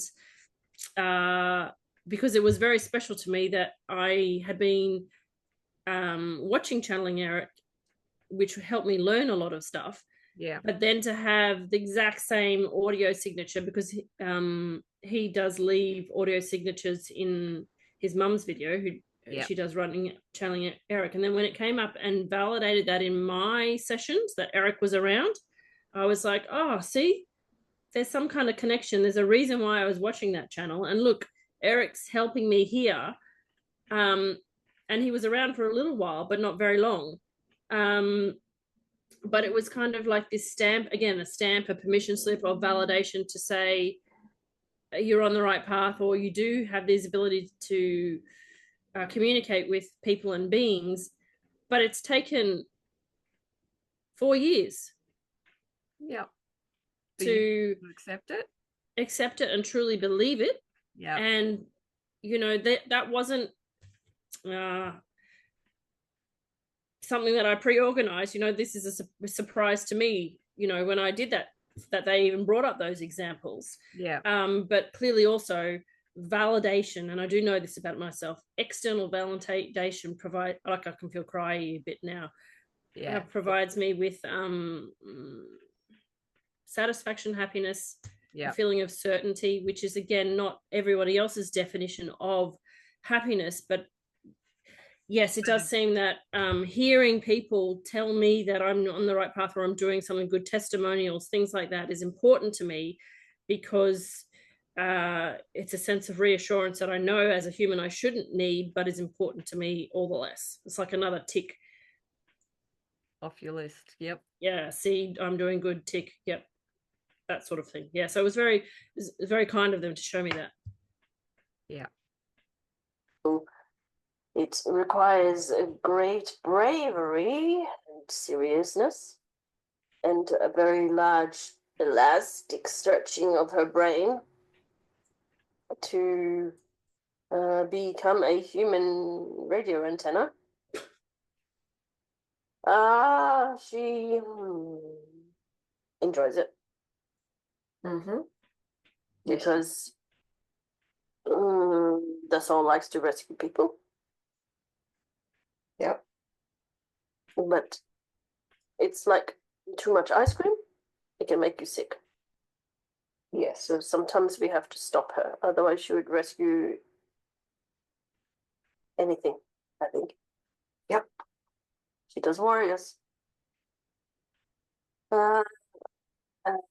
That's it. And that was important for me because Sorry? That was important for me because they had, Archangel Zadkiel had specifically asked me to stop writing my ghost book for a while. And, when I channeled that transmission, it made me sob. Yeah. But basically that what they were saying was, and I remember at the time, they said, how many people do you want to speak to? Because we could sit here for the rest of your life. There's that many people who would like to talk to you and tell you their story. But we have to draw a line, and you've got other things that you need to do. And so we're going to make you stop completely because you'll overload, basically. Yeah. Yeah, which is something I think you've struggled with. Maybe it has to do with your way that you like to have things organized and have your lists and everything. And until you've completely completed that, you will just keep pushing yourself. And I have known you to push way too far with things already in the past. So yeah. So like with the ghost book, for example, I spoke to the ghosts when they were ghosts. I spoke to the ghosts via Megan when they crossed over to get their lessons. Then some of them came back again to give them a different perspective. Then I researched the human beings, and then their higher selves came in to give a message, and then a different incarnation or a friend came in. So for some ghosts, there was 7 communications for one incarnation. Wow. And then they showed me my karmic connection to them, and then there was a message for that. And then that's where Archangel Zadkiel was going, stop, this is getting ridiculous. Do you know what I mean? Like basically you're going around in circles and you will never get this book finished, so we need you to stop. Yeah. Come back later. Like it was kind of like you need to put in some really big boundaries and be very specific about this book, because otherwise it'll be like War and Peace. It would be too big. Yep. Okay. That was hard. That was really hard. Yeah, I know that was difficult for you. Yeah, I know that upset you a lot when you got the message to stop that. But I guess ultimately it will bring me greater happiness, because it will be very a much tighter piece of work that will be much more listy, like much more direct in its communication form rather than. Yeah. I think in the long run, like when we pay attention to these messages and everything, what we then produce always comes out at a better standard or better quality, however wording you want to use. Yeah. And I think that's what will become of your book when the time is right. So yeah. Yep.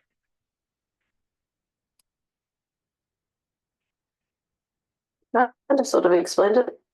Okay, so I got lost. that's okay. That's okay. No problem.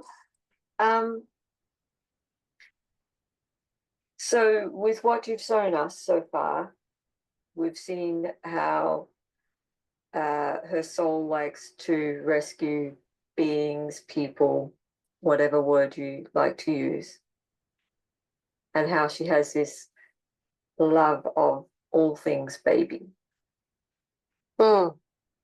Right? Oh, yeah, sorry. Moments. Sorry?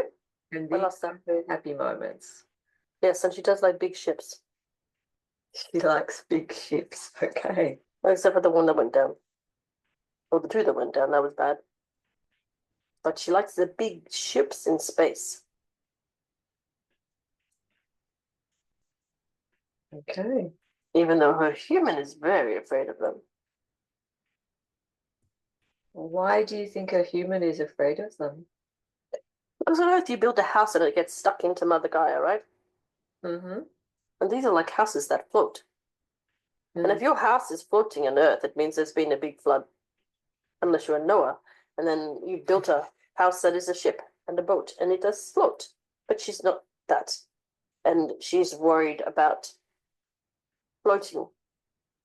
So she's not even a very good swimmer. She can swim, but she doesn't like it unless she's floating on her back. She hates putting her nose down in the water. Because you can look up at the sun. Why would you put your nose down? And but like she doesn't want a house that floats. That's why she lives on the top of a hill. Okay. And there's something there that needs to be pickety out of the aura. That is to do with floating ships. Yeah, because like when you have a house, like you said, you put it down into Mother Earth, right? Mother Gaia. So a floating ship, a floating home is there in Father Sky. Yes, but she doesn't like the word Father Sky. We don't know why either. Okay. Okay, there's something there. Yes, but I think. What do you think? yes, I don't think it's from right now, but maybe there is a father that was mean or something. Mm-hmm.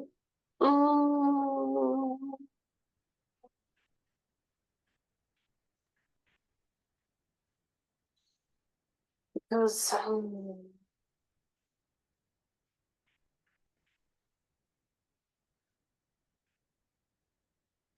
ships in the sky don't make you seasick. I think that is what she doesn't understand. Whereas ships on Earth make her, or did used to make her not sky sick. See, seasick. She used to go vomit everywhere, and even the planes in the air did make her vomit. And she even famously vomited out the side of a hot air balloon once. That was funny. Okay. It was the whoosh of the hot air balloon going higher, the whoosh of the flames, and she went, "Boy, I've got a headache," and vomited out the side. And this little boy went, "Mummy, look at that!" And they all turned around and watched her vomit float by. Oh dear. And there was another time she was in an aeroplane over the Milford Sound. Do you know where that is? I do. In New Zealand, and her uncle had chartered an aeroplane. Oh, it was very posh. And she wasn't used to poshness. And she was all dressed up for the day.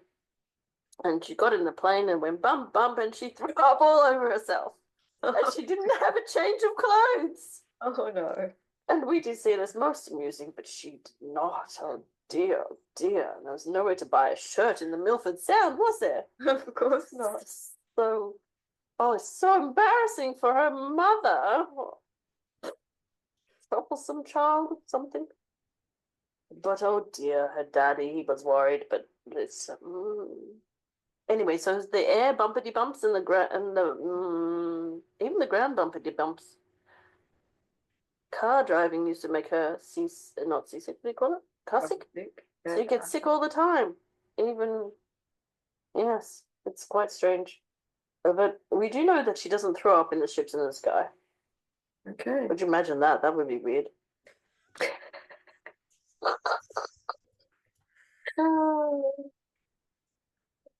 So she does like the big ships in the sky because there's no bumpity bump. And it's very smooth sailing. And Choice of words there, smooth sailing. Boy, they're so. Well, I don't think there's a thing called gravity, right? Correct. And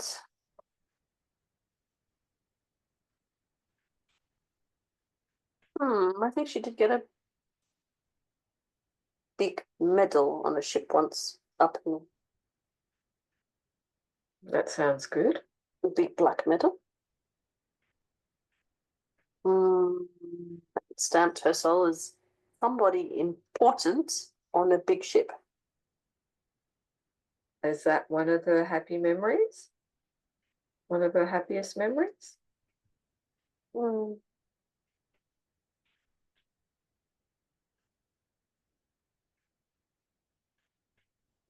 I think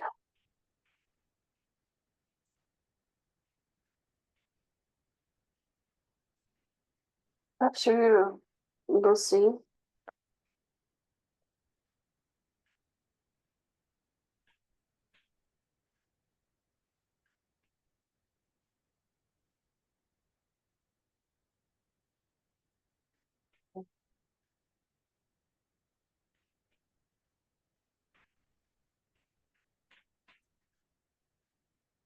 Because there's a lot of purple energy around it, which is important.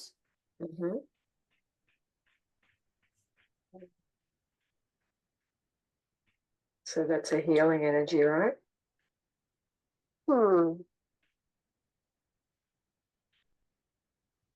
And a signature energy.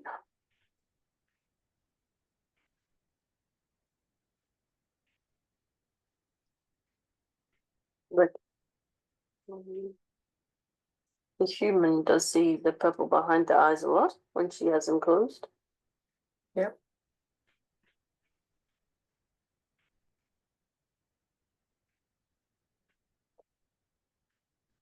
Because this ship contains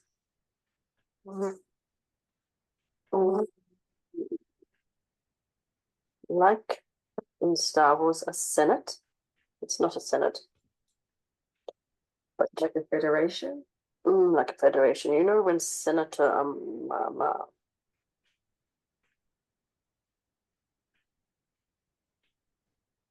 Amidala.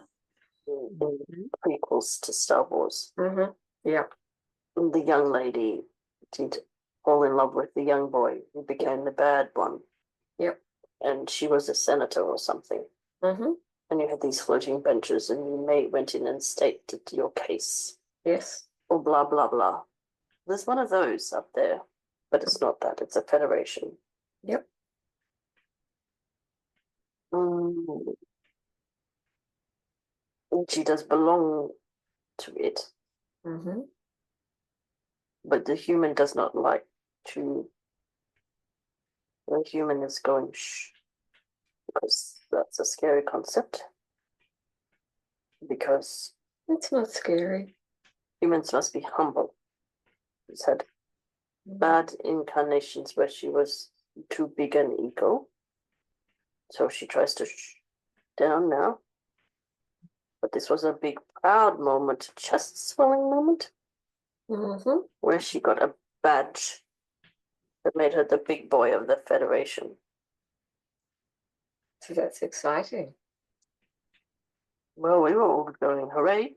Mhm.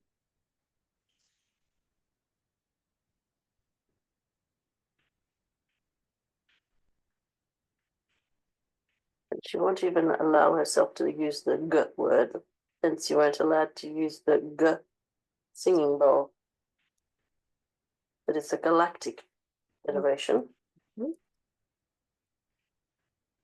Yep.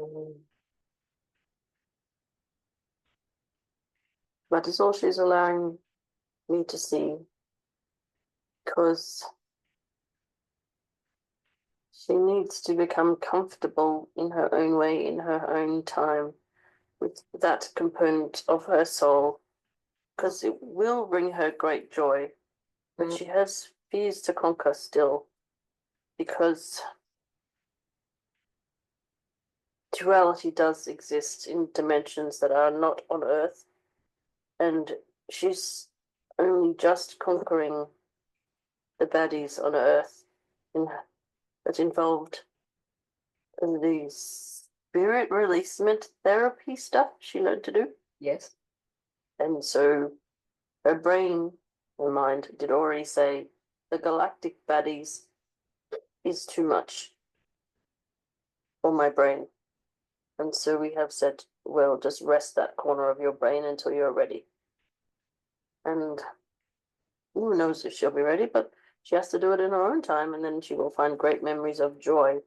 And we do not push anybody to share the happiest memories of their soul if they are not ready to share it, because they have not conquered the fear, because you have to still address the fear to get to the happiness sometimes. And when she does, she'll be bursting with pride. But I don't know, she might go and eat a cake to celebrate. With no sultanas, right?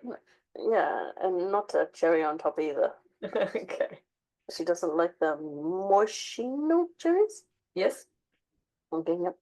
She doesn't like those, but might have pink icing, because Okay. she does like girl things. Even she doesn't look like a girly girl. She does like the girly girl things. Teacups, saucers, teapots. And yes, so there's a big moment that could be shared, but doesn't seem right now. Okay. And I do think possibly that we are about done, I was going to say, are you done for today? because As her eyes want to open and she doesn't want to go there. She doesn't want to have that big proud moment yet.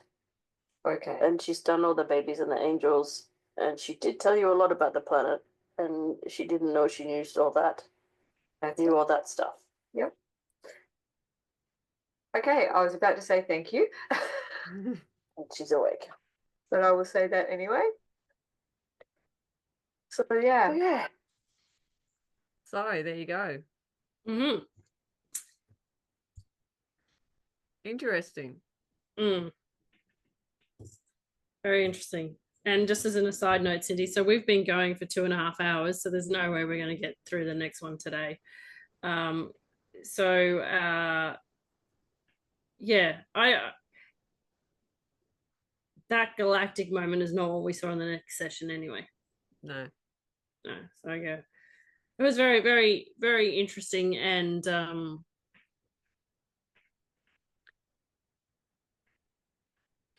insightful. Yeah, I think it was really insightful. Absolutely. But I think all the sessions that I've seen so far of everybody's, myself included, have been very insightful in that way. Not what I would have anticipated this season to bring up or bring about. Okay. All right, that's interesting. Yeah. Why would you say that? I don't know, because maybe that's because of my human interpretation of what happiness is. I just expected it to be all light and fluffy, basically, I guess, from the outset.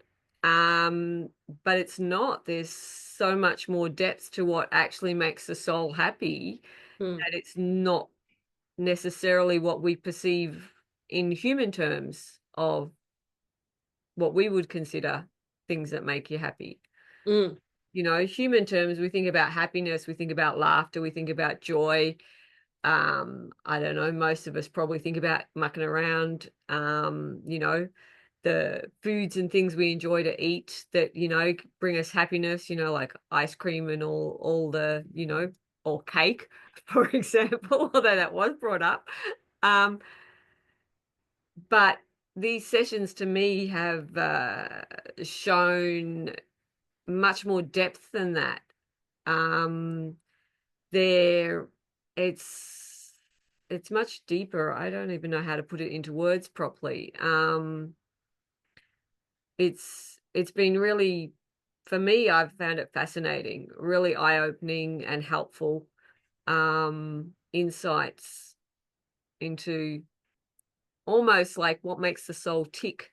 Yeah. A better use of any better wording. Yeah, and I honestly had no idea other than the intention, because there was a very specific directive to do these sessions and a very specific directive to have it as the focus. Yeah. And to offer it as private sessions or public podcast sessions. Yeah. And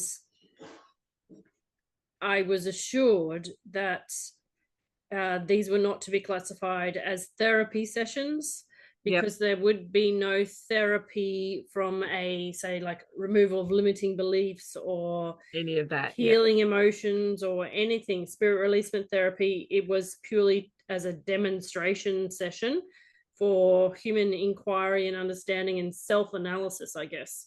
And that's exactly what I think has come out from them, is exactly that. So I think you've definitely reached that intention perfectly with the sessions, because for my own personal sessions, it was definitely insights, self-analysis. There was all of that, helped me understand some of the things that I desire to do so much, and yeah, and it's not a directive either, is it? It's not No. saying that you must go and do this now. They're just saying, well, here's some examples of how you and we find things funny or amusing or serious or interesting or fascinating, and now you are responsible for doing with that what you want.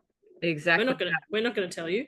Exactly that. Yeah. You go away and have a think about it and see how you want to apply it or do it, you know. Yeah. And even more to that, like you don't even need to do anything with it. Like you don't even need to go with it. Like, you know, it just gives you insight into why you think and feel about things, or that's what it's done for me. Yeah. In addition to anything else as well. So yeah. Well, thank you, Cindy, and we will have to close this episode off here because we've been talking for 2.5 hours, and I think we're at the human limit of comprehension. Today, so we will do the second episode and the second session at a later time. So thank you again, Cindy, for joining me. Thank you for having me, and thank you for allowing me to help facilitate your sessions. It's been a joy. Thank you. Okay. Bye for now.